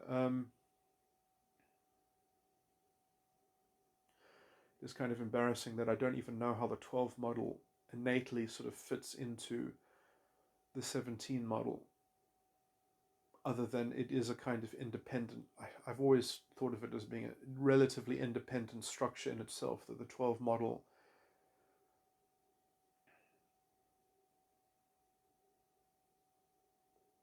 is just interesting. That essentially I think what the 12 model represents as well is that there is a fundamental conflation, that certain dimensions in the 12 model are interchangeable with each other, specifically three of them. That the earth element in one of the gunas is the same as the air element in another of the gunas. They're two different dimensions, but in the 12 model they are utterly indistinguishable in some sense, and it's that conflation that essentially allows for an independent experience of karma to exist, or that allows the false ego complex to have any stability in itself. I wonder if and in some sense that might actually be one of the general keys of getting some perspective, of extricating oneself from the delusional picture, is to disambiguate those two dimensions and to try to understand their functioning independently, perhaps in the 17 model, as a way to kind of break. It's not, I always see it as a kind of like as a snowflake, that, like how snowflakes can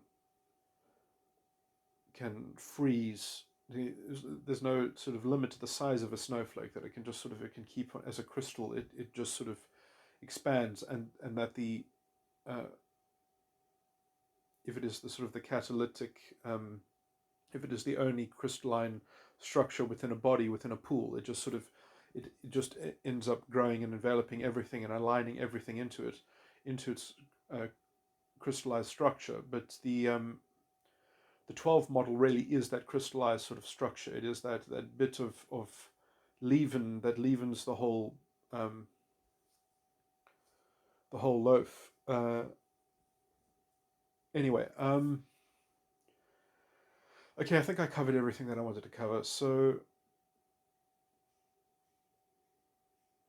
but it is interesting also the difference between the genders on that account, and I think it also makes sense, because in some sense that if a woman ever is going to be successful in the hypergamous lowest common denominator way of functioning, they don't want to have a toxic inner child, because that will essentially limit their dating opportunities, or that will limit their compatibility with men. Whereas if a boy withdraws, because they have to get their structures right. Because if a boy tries to develop a borderline hypergamy only works if you're the weaker sex, as it were. Hypergamy only works if you are the parasite, if you are the one who's hitching the ride, or whatever. Sorry, some of that was a bit harsh, but hypergamy only works if you have the intrinsic biological value, which boys don't have. Boys are dispensable unless they can provide high status value. They have to perform. So a boy can't just try to develop hypergamy. They have to actually bring the goods. So they have to withdraw to make sure that their inner child is functioning. They have to be meticulous at constructing a solid inner child. Well, as a female can just sort of try to develop this precocious, I hope that's the right word, that means, sort of being overly mature at a younger age, or whatever, or that's what I think it means. They have to sort of accelerate the maturity into a strategy, and in order to try to perhaps also escape, perhaps to try to lure someone into abducting them from their toxic environment in some sense. So that's a bit of some of these metaphors that I use are a bit fast and loose, but anyway, you can see what I'm driving at. But anyway, so you can see that from perhaps an evolutionary standpoint, why these propensities might be biologically or even culturally ingrained. Uh, I've always thought the ideal really was a kind of not a complete equality, but an equisality between people, between individual temperaments, as it were, and a kind of and also escalating the responsibility for a woman, because essentially that has always been a problem, is that women have never had to endure the same level of accountability for their actions, and in some sense that is how they can get by with having a very brittle and undeveloped inner child in general. But I mean, that might also just because of the general cultural degradation that we currently inhabit, and that's is generally, I mean, obviously there's so many outliers and individuals and things like that, and individual intellect or intelligence has a lot to do with a lot of these sorts of things as well, and the opportunity for growth, as it were. But essentially, uh, the reason why boys and men in general are better is because they have a more unforgiving set of um, uh, they just have more pressure put on them, essentially, and the kind of pressure that women endure, in some sense, um, you would think that they endure more pressure. They don't endure more pressure, they just react to it more harshly. um,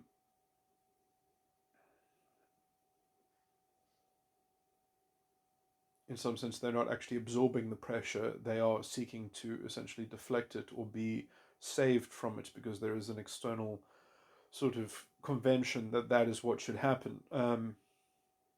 So essentially, they learn that expressing things is valuable, whereas men learn that expressing things is less valuable, because unless there is a motive, or there's not a high incentive to be assisted as a man, and this is tremendously reflected even in our current sort of victim culture, how essentially men have to probably be transsexual and be transitioning into women for them to receive any kind of attention whatsoever. Otherwise, they're generally sort of disregarded and relegated. But it's crazy, the kind of the extreme kind of conventional grooves that are being imposed by these identitarian fascist sort of identity mongers, and trying to get everything to join the legion of,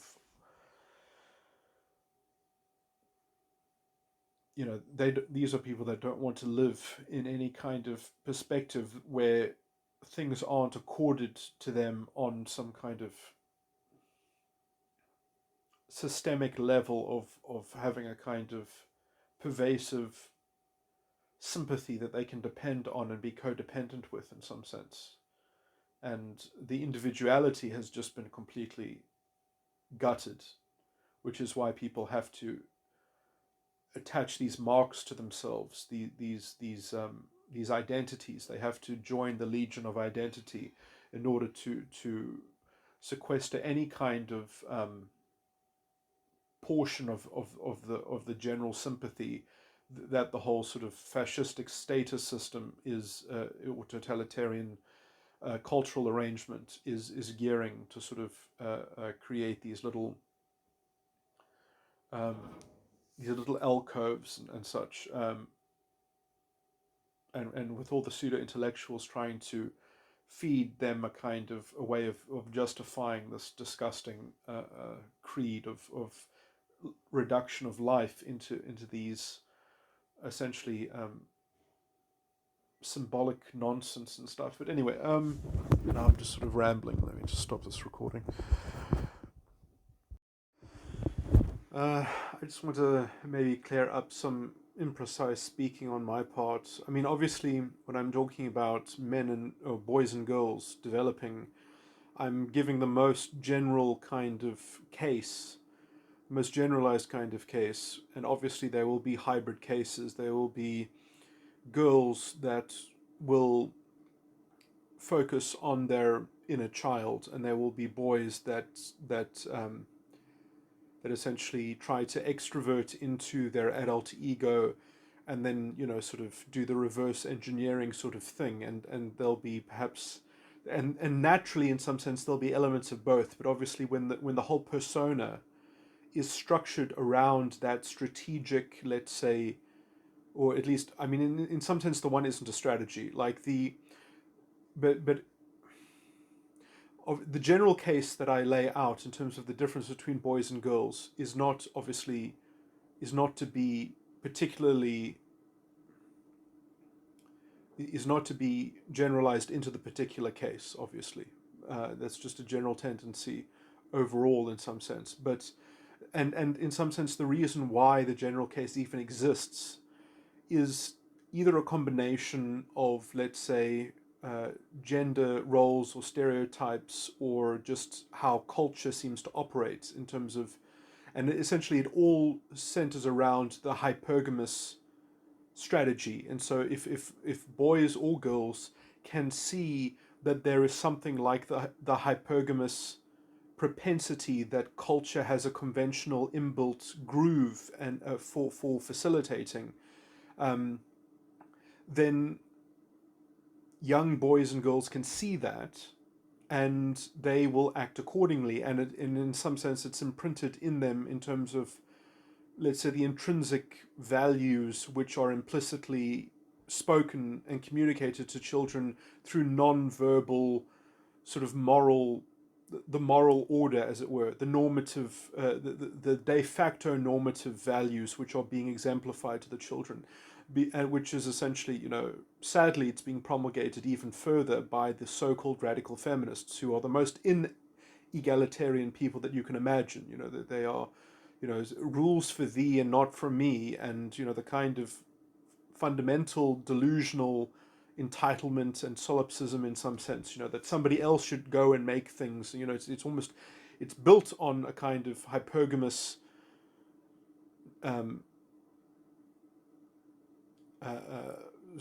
that women by their birthright have this kind of biological capital which they are allowed to sell to the highest bidder, and that they don't want to even go through the process of selling it anymore. They just want to extract what they would have been able to sell it from the state itself, from some kind of authoritarian ideologue that will pander to their identity as that is their birthright, that is their built-in high status, that is their something like that, because they've been so imprinted by the hypergamous sort of special privilege, as it were, that they can't even see reality in some sense. And we were actually making huge steps towards egalitarian culture in the 90s, which were essentially completely all blotted out by this disgusting kind of radical feminism, which sort of, is so, which is in some sense only bested in its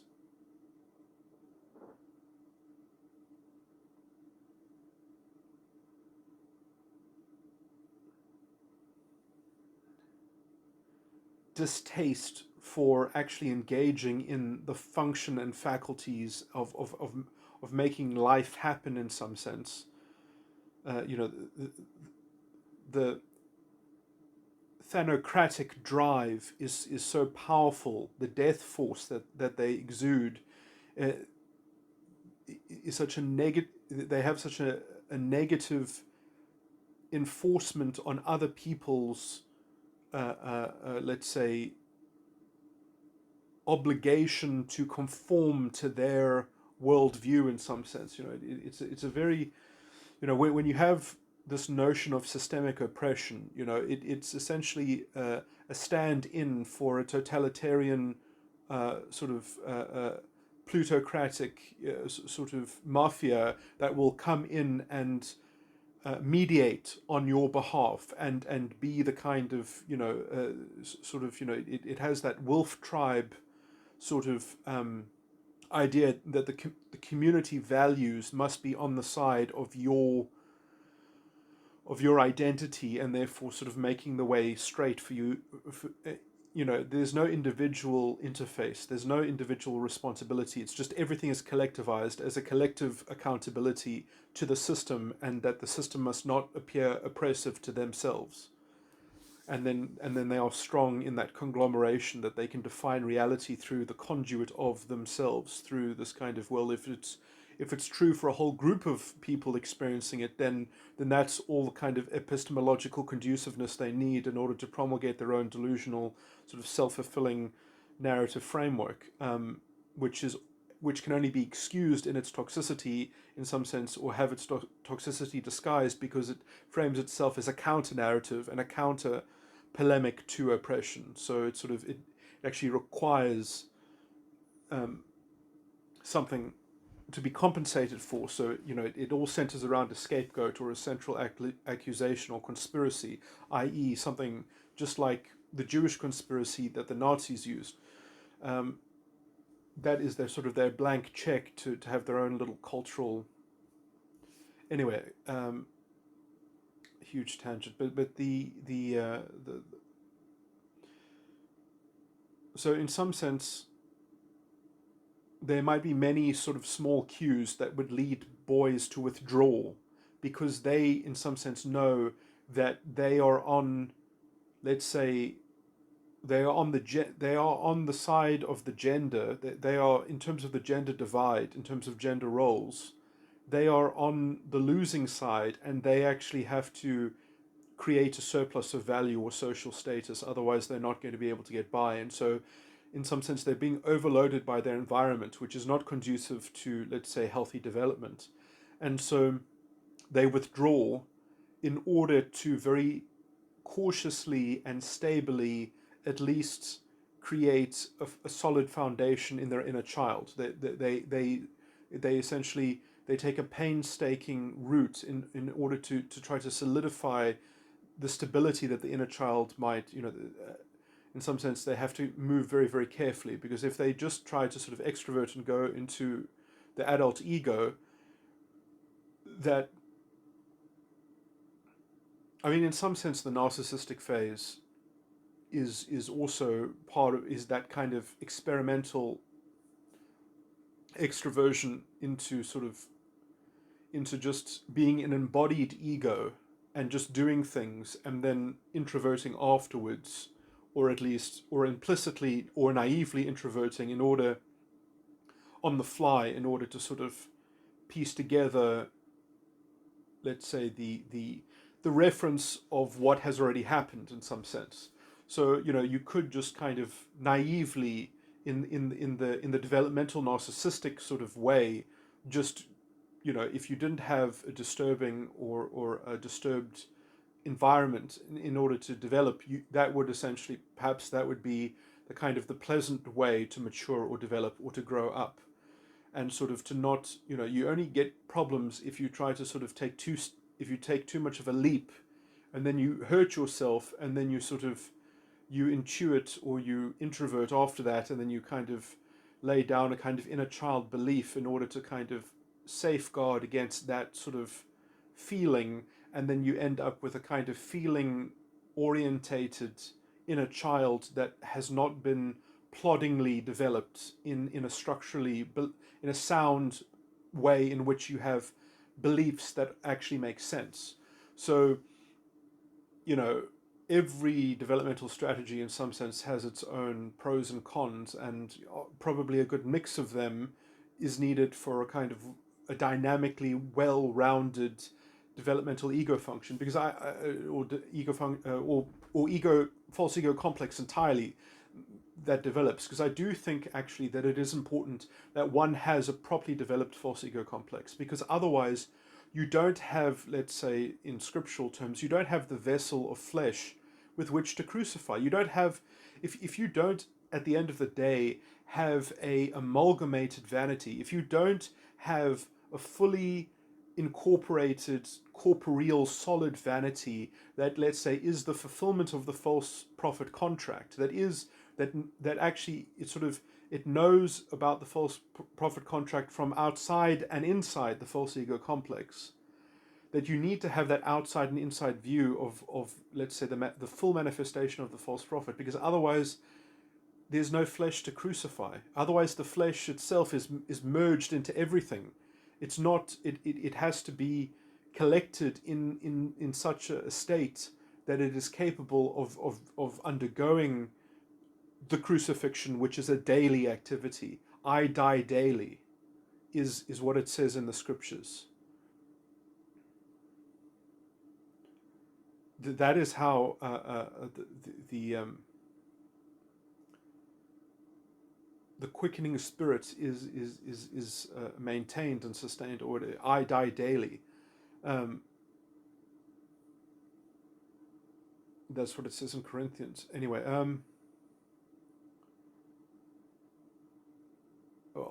a saint says, I die daily. I can't. That's the end of the verse. I can't remember what comes just before it, but it says something about Christ Jesus, and then it says, for this sake I die daily, or whatever. It's something like that.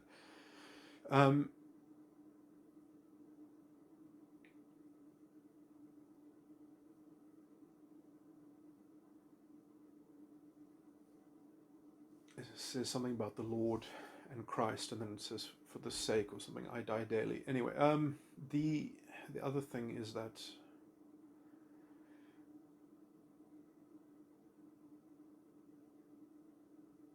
and I just thought it was interesting, and this is a sort of a tangential side note, but from the kind of the alchemical tradition, I think this has been generally the symbology of the snake with wings.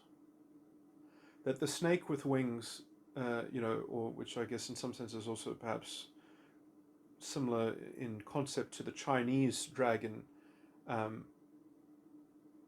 the long serpent dragon that sort of flies, weaving itself in the air, and it sort of maybe has some sort of small wings attached to it.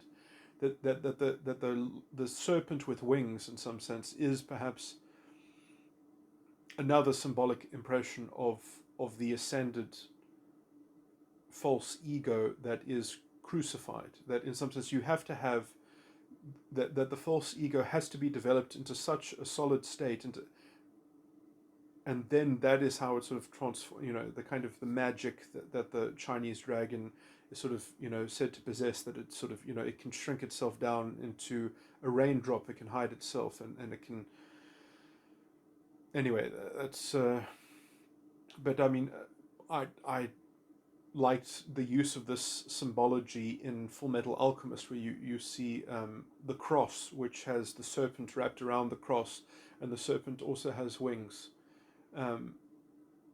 Beautiful alchemical symbology. I mean, the Full Metal Alchemist story is meant to portray the acquisition of the Philosopher's Stone, and in both variations of the anime capture this, and it's very interesting in the homoculi and the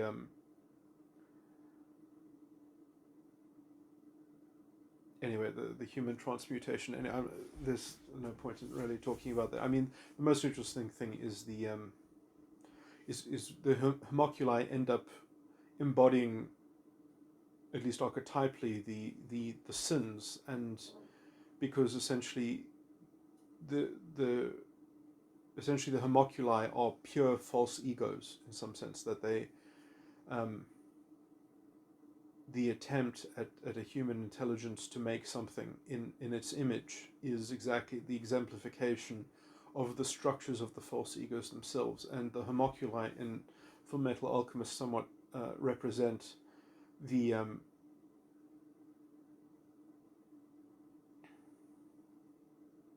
let's say the logic of the 12 model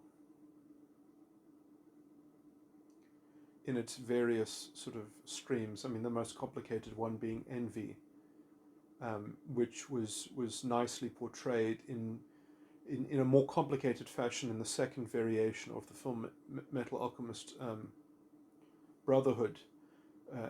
In the Full Metal Alchemist, envy was also explored quite deeply, but it was explored even more deeply in the second variation of the story. Anyway, that's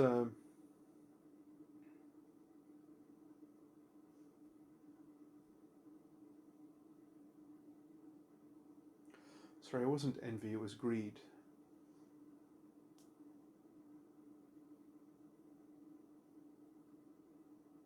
Yeah, it was greed.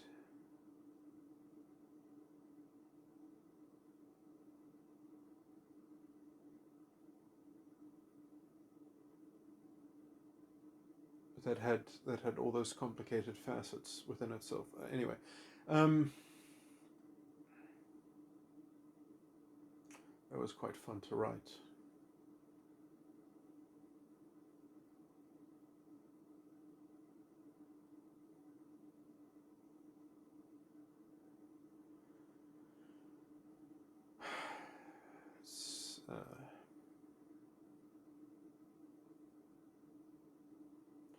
In some sense, they were just sort of general archetypes to do with in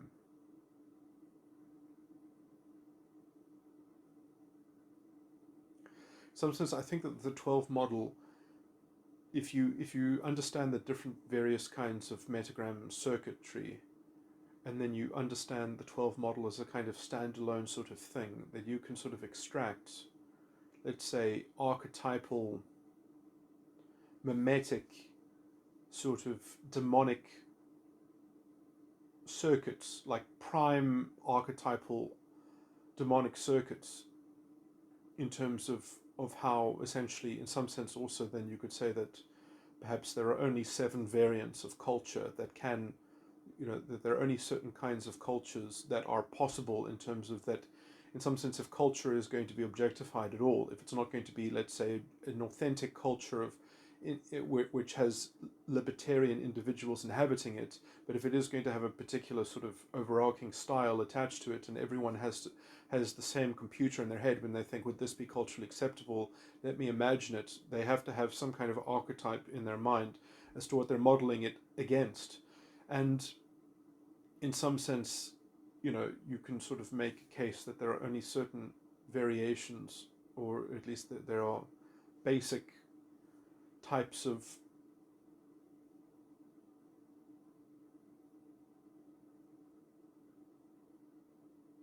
this is such a tangent.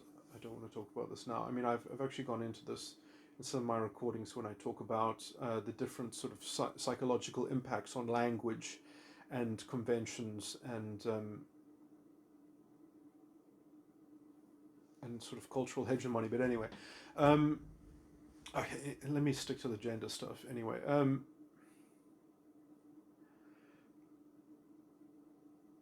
So anyway, the so in some sense, I think the same reason that boys withdraw and girls essentially try to accelerate the development of their adult ego when they are developing in dysfunctional, in a kind of substandard or suboptimal um, environment, is essentially the same reason, and that is essentially the realization and the objectification that sexual energy, as it were, or gender energy or gendered energy, is essentially grounded in this, let's say, convention of the hypergamous tendency and the hypergamous strategy, as it were. And so you can kind of reduce the other gender to a stereotype very, very easily with hypergamous relations. And that is at least in someone who is growing up in a traumatic or dysfunctional environment, that can be a reliable and a dependable, let's say, way of thinking about the world. It can be a stabilizing sort of grasp of the situation, that you can know, well, things that look like they're up in the air, but at least the strategy seems reliable, or it's not, or this strategy seems to be a stable way of looking at how the world works. And so if I can just be assigned my role according to that, if I can be inducted in that, if I can be initiated into that function, then at least I can know that I'm developing in a way in which is kind of commensurate with how things function. So it's a kind of like a matter of fact, sort of reductive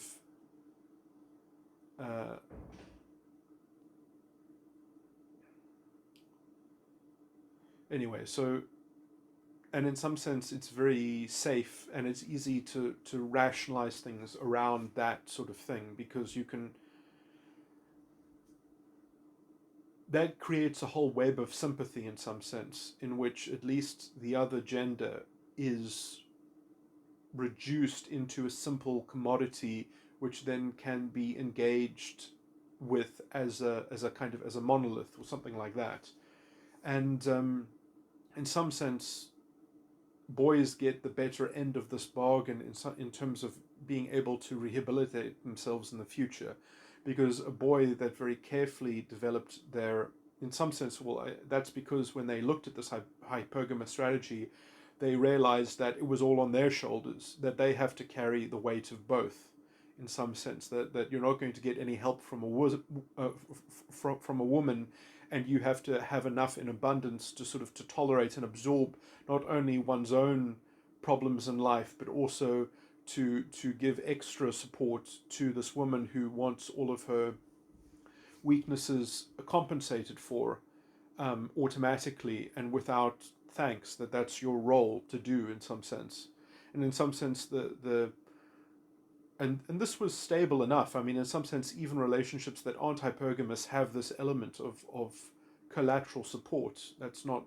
a pathological element in some sense, but it is when it's regarded as, let's say, a sympathy, as a function of automatic sympathy that must be rendered. The kind of the automaticity of the sympathetic, kind of structure of this sort of relationship, or proto sort of model of a relationship. Boys know that they have to then have a very stable sort of inner child that will be able to function under that kind of strain and stress and pressure, whereas women essentially get a sort of a glass-hearted, brittle inner child as they try to function as an ego, as an adult, as the adult ego, to try to just associate with someone who will sort of carry that missing step, or that inner child which they never properly structured or ordered or anything like that. But I mean, both can recover, but in some sense, as long as, let's say, the boy didn't develop very extravagant and decadent forms of inner, because in some sense, the more attention you give to an inner child, the more it can also perhaps be cultivated in a essentially the more prone. Okay, essentially the inner child pathologies are like narcissism, and the ego function pathologies are like psychopathy and borderline, essentially. And also there's a general prejudice or bias against a male developing borderline, because if a male develops borderline, they're not going to get away with it culturally. People aren't going to give them a wide berth. They're not going to just forgive them their inconsistency in terms of their beliefs. They won't just ignore the kind of the dishonesty in some sense. So if a boy does develop psychopathy, it's which is something that I think it's right that it's only diagnosed later in life, that they have to be very good at concealing it, as it were.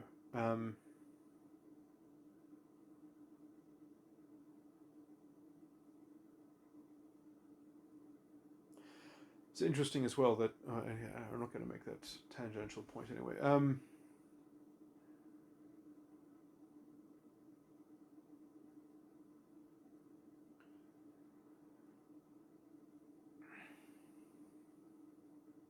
And in some sense, the males that are borderline are actually much more stable than female borderline cases.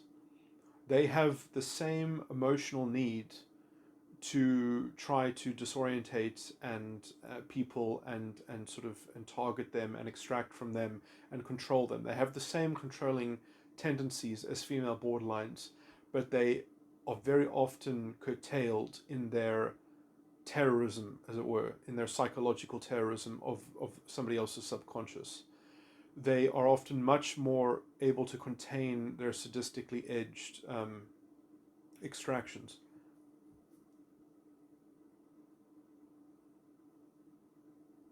whereas women, in some sense, they have no restraint because there's no cultural prejudice against a female extracting from men. It's expected in some sense because of the hypergamous sort of thing.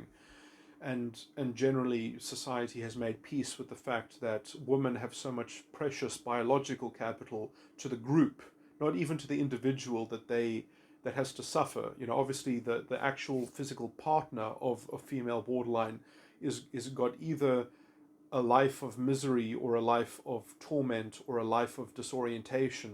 They have to choose one of their poisons. They have to choose either giving up their own sense of reality and just giving themselves over and being abused by the subtextual sort of overlay that keeps them being revised. So they have to sort of make peace with going insane and tolerating it, or trying to resist it and being essentially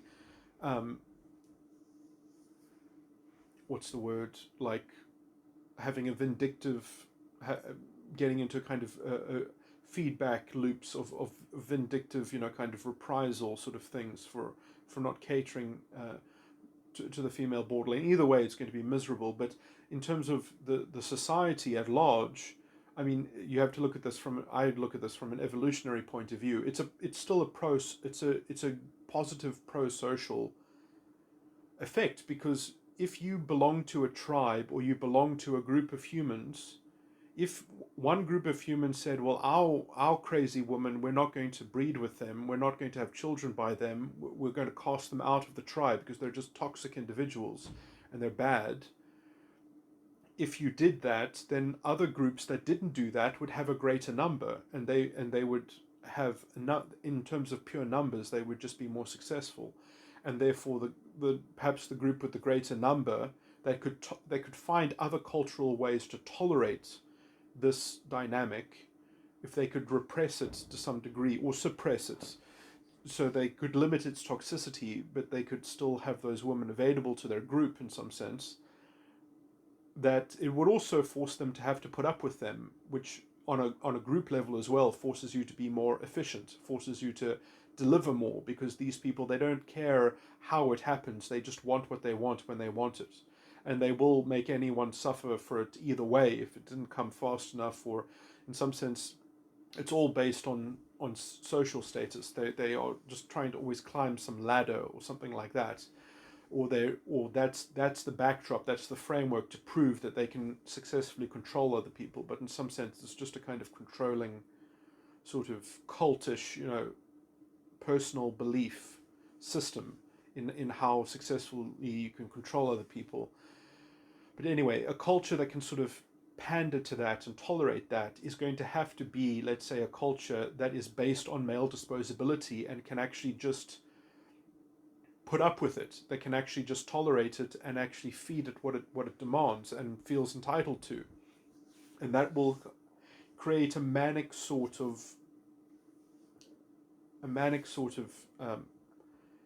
need of conquest, but also, I mean, you wonder why human society is based on classes and things like that. I would say it's primarily the female influence on culture. Uh,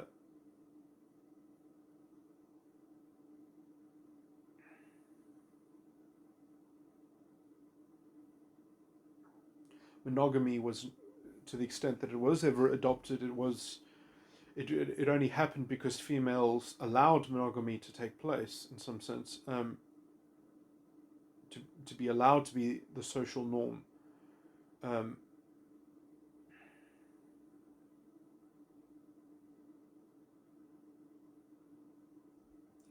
which I guess is a very paradoxical view for some people, but anyway, moving on. I'm just sort of repeating my points, I guess, again. But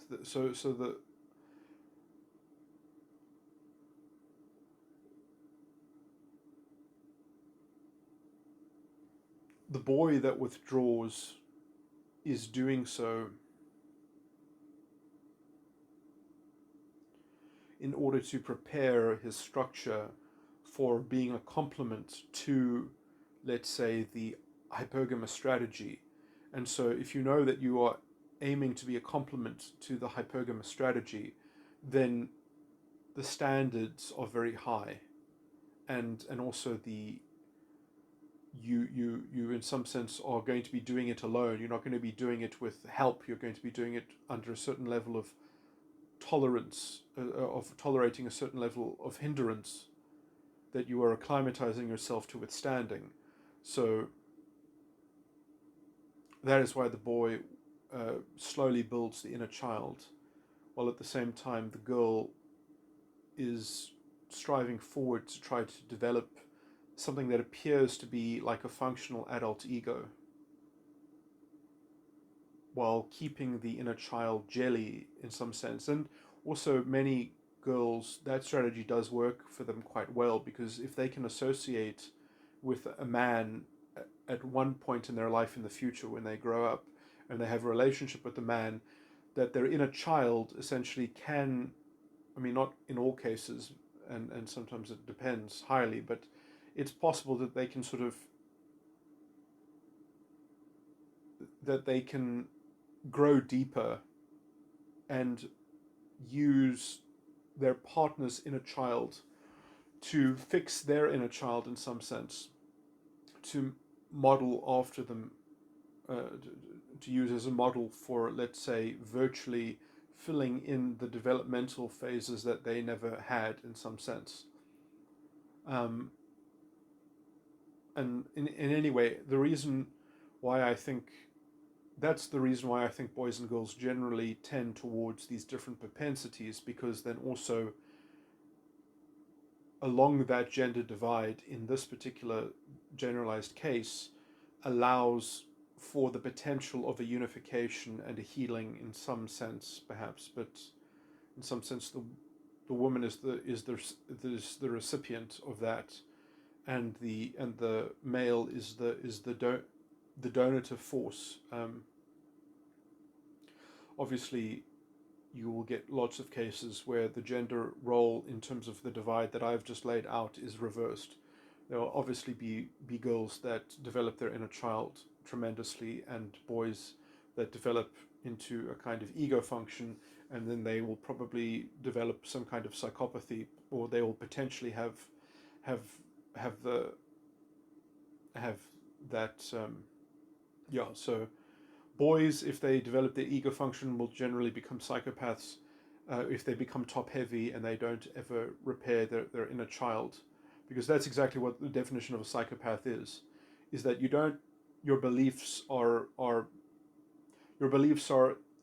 in as much as that they're important, it's only important that you are self-consistent to your beliefs, and they are seen as a level of possibilities. They are curated very carefully and meticulously as possibilities, and they are kept in systems, but they aren't actually embodied. They aren't actually foundational.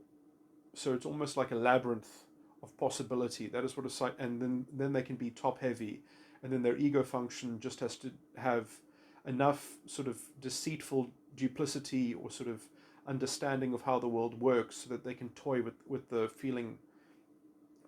They can toy with other people's masks and social bodies and feeling bodies, because they don't really have feelings, because they're not invested in any of their own beliefs. They just curate them and keep them neat and tidy as options and possibilities, and that also gives them a codex of interpreting other people's subconscious feeling bodies and things like that, and navigating that. And their ego function is in some sense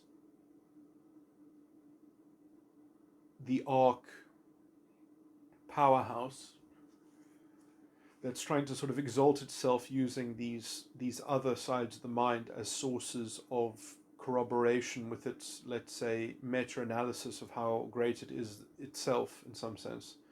And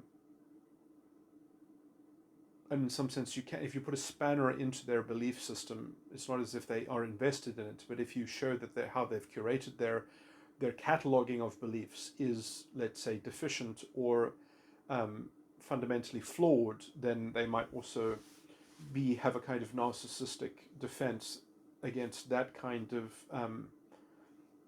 anyway. But and then obviously girls, that become top heavy in an entrenched sort of way will probably tend towards being a kind of borderline. Uh,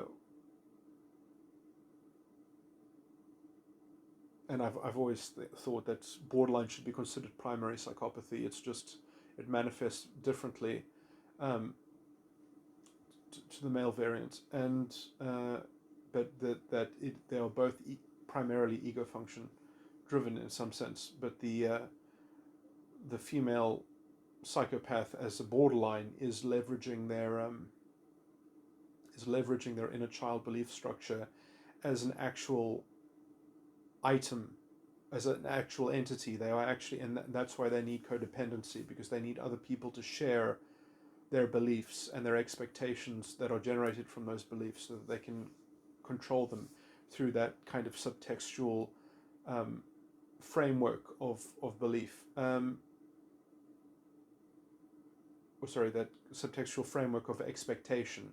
So they just want to share their stream of consciousness with someone, so that other people can get a sense of what they supposedly, ostensibly believe, so that they can pander to those expectations. They don't care about other people if they share their beliefs or not. It's not about the belief, it's about the narrative power that they want somebody else to sort of goose step to.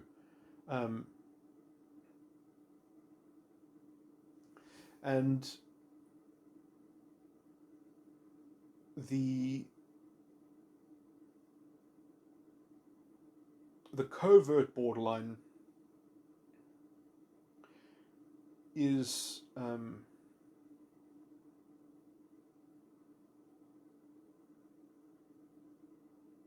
I can't even remember what my original take was on covert borderline, that it's actually subconscious focused. Yeah, that's what I remember saying now.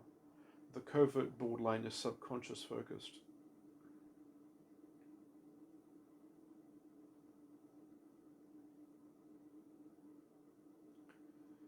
And it has a weird sort of link to the superego as well, but that's because they are essentially trying to get other people, they're trying to control other people through their inner child. Through their you see, when I talk about these things, I'm using my 4 sides of the mind model. I'm not using. Yeah, I know, but that would also be the same. Yeah, they're essentially trying to attack the vanity of the inner child. So the normal borderline is trying to attack the feeling body of the adult ego, and the covert borderline is trying to attack the feeling body of the inner child, essentially, or manipulate and coerce. Actually, the metatype model would actually probably be much stronger at showing all these different. Which is why I should actually just get to work and start to actually concretize the structure of the false ego in terms of metatype. Anyway, okay, I'm going to stop this recording. It's devolved quite badly, and I just wanted to make two kind of very small points about boys and girls withdrawing, or the one withdrawing, the other one extroverting into the adult ego, essentially that they both do it for the same reason, which is perhaps some kind of inclination that has been bred in humans because we've had these cultural, societal sort of division of gendered labor, as it were, or gendered roles, or it exists so much in the culture that young minds latch on to these capacities that they see attached to them. I think a lot of this is biological, though. A lot of this is brain chemistry. A lot of this is that testosterone initially creates young boys that are learning outwardly, and estrogen and less testosterone in girls is is propelling them towards social dynamics and the interest in people and the interest in how people interrelate with one another in some sense. And you can imagine why that would be biologically the case, is because um, girls, in some sense, were not risked in terms of the girls were valuable, women were valuable. If you were two tribes warring against each other and the one tribe killed half of the men in the other tribe, in one generation, it doesn't make a difference. But if you kill the woman of the other tribe, then you can genocide the other tribe. There's no coming back from that. So you can understand that there's a basic sort of arithmetic where, in terms of the pro-social aspect that women have, there's going to be a tendency in culture, essentially, to give extra value to women in some sense, and that has essentially destroyed the egalitarian calculus for many generations. Because also you can say, well, women in some sense then can also be bred for mediocrity, because in some sense a woman who is biologically healthy and can have biologically healthy children has that same pro-social benefit, whereas men actually have to provide surplus value. Men are genocided every generation. If you are a substandard male, especially in cultures that didn't have monogamy, which was all the ancient cultures didn't have monogamy. So if you were not a successful man, you just didn't have any children. You were just bred out of the genealogical lineage. Your genes didn't propagate past you if you were a substandard male, whereas women were almost guaranteed. So you have to understand that that's how we've been bred as human beings, that 80% of all the women that have ever essentially existed have had children, whereas only 40% of all men that have ever existed left offspring. So if you couldn't rise above, and you have to remember also that women that don't leave children, sometimes it's not because they weren't chosen to leave children. It's because sometimes there are just biological defects. Not everyone, biology is not so, a lot of that 20% of women that didn't have children, it's not because they weren't given the opportunity, as it were. There are other reasons why you can't have children.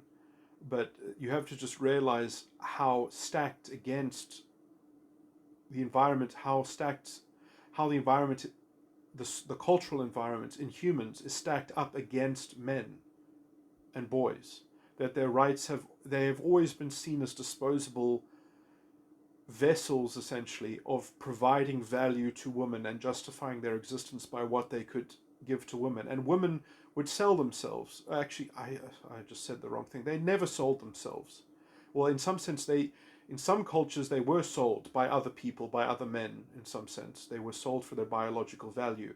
But in all, let's say, the better cultures in which women were given autonomy, obviously not necessarily the same rights, but they were given, in some sense, women were always regarded as having so much power that it would be problematic to give them also political power as well. Anyway, because they already had so much control through sexual mores and sexual conventions in some sense. But women were generally given to the extent to which any individual had autonomy in a society. You have to remember that in feudal society, everyone was a serf. 90% of the population were all serfs, which meant that you essentially belonged to the king, and you were a vassal to some feudal baron. So to the extent to which anyone had any control over their lives, we've lived in relative equality, especially in the West, with the amount of autonomy given to women. But anyway, that to the extent to which women can even be described by feminists as selling themselves is not true. what does it even mean to sell yourself? Then what would you get with what would you get in exchange for selling yourself? They weren't selling themselves; they were selling their biological value. So and to the extent to which they wanted to enter into a market to sell their biological value, they got something for it. And I would say in general, everyone is poorer if that is how the relations between the genders function. If women are selling their biological value to men, that's essentially the hypergamous lowest common denominator state of affairs. And it's obviously, it's empty, it's hollow, it doesn't really support actual flourishing and or virtue or anything positive. It's just a kind of lowest common denominator reduction of how you can imagine society functions. But why would you reduce things to those terms, as if you are a statistic? You're not a statistic, you're an individual. So you don't have to go into that commodification. It's not a commodification of yourself, it's a commodification of your biological value. And if women want to appraise themselves and profit by that measure, I mean, you can't stop them. We have libertarian free will. The only thing that limits that has been culture, and culture has now been completely taken over, essentially, by an alternative hypergamous manifestation, which is something like identity politics. But I mean, fascism has always had this feminist, female energy driven, sort of ideological centric a reduction of reality into a kind of hyperrealism. That's always been how fascism and fascist culture and ideology has manifested. And it is no different in this time in 2020 as it was in the 1920s in Weimar, Germany, with the same conspiracy theories about identity. The Jewish conspiracy, the conspiracy of white privilege, and it's quite the same kind of worldview. Anyway, I'm going to stop this recording now.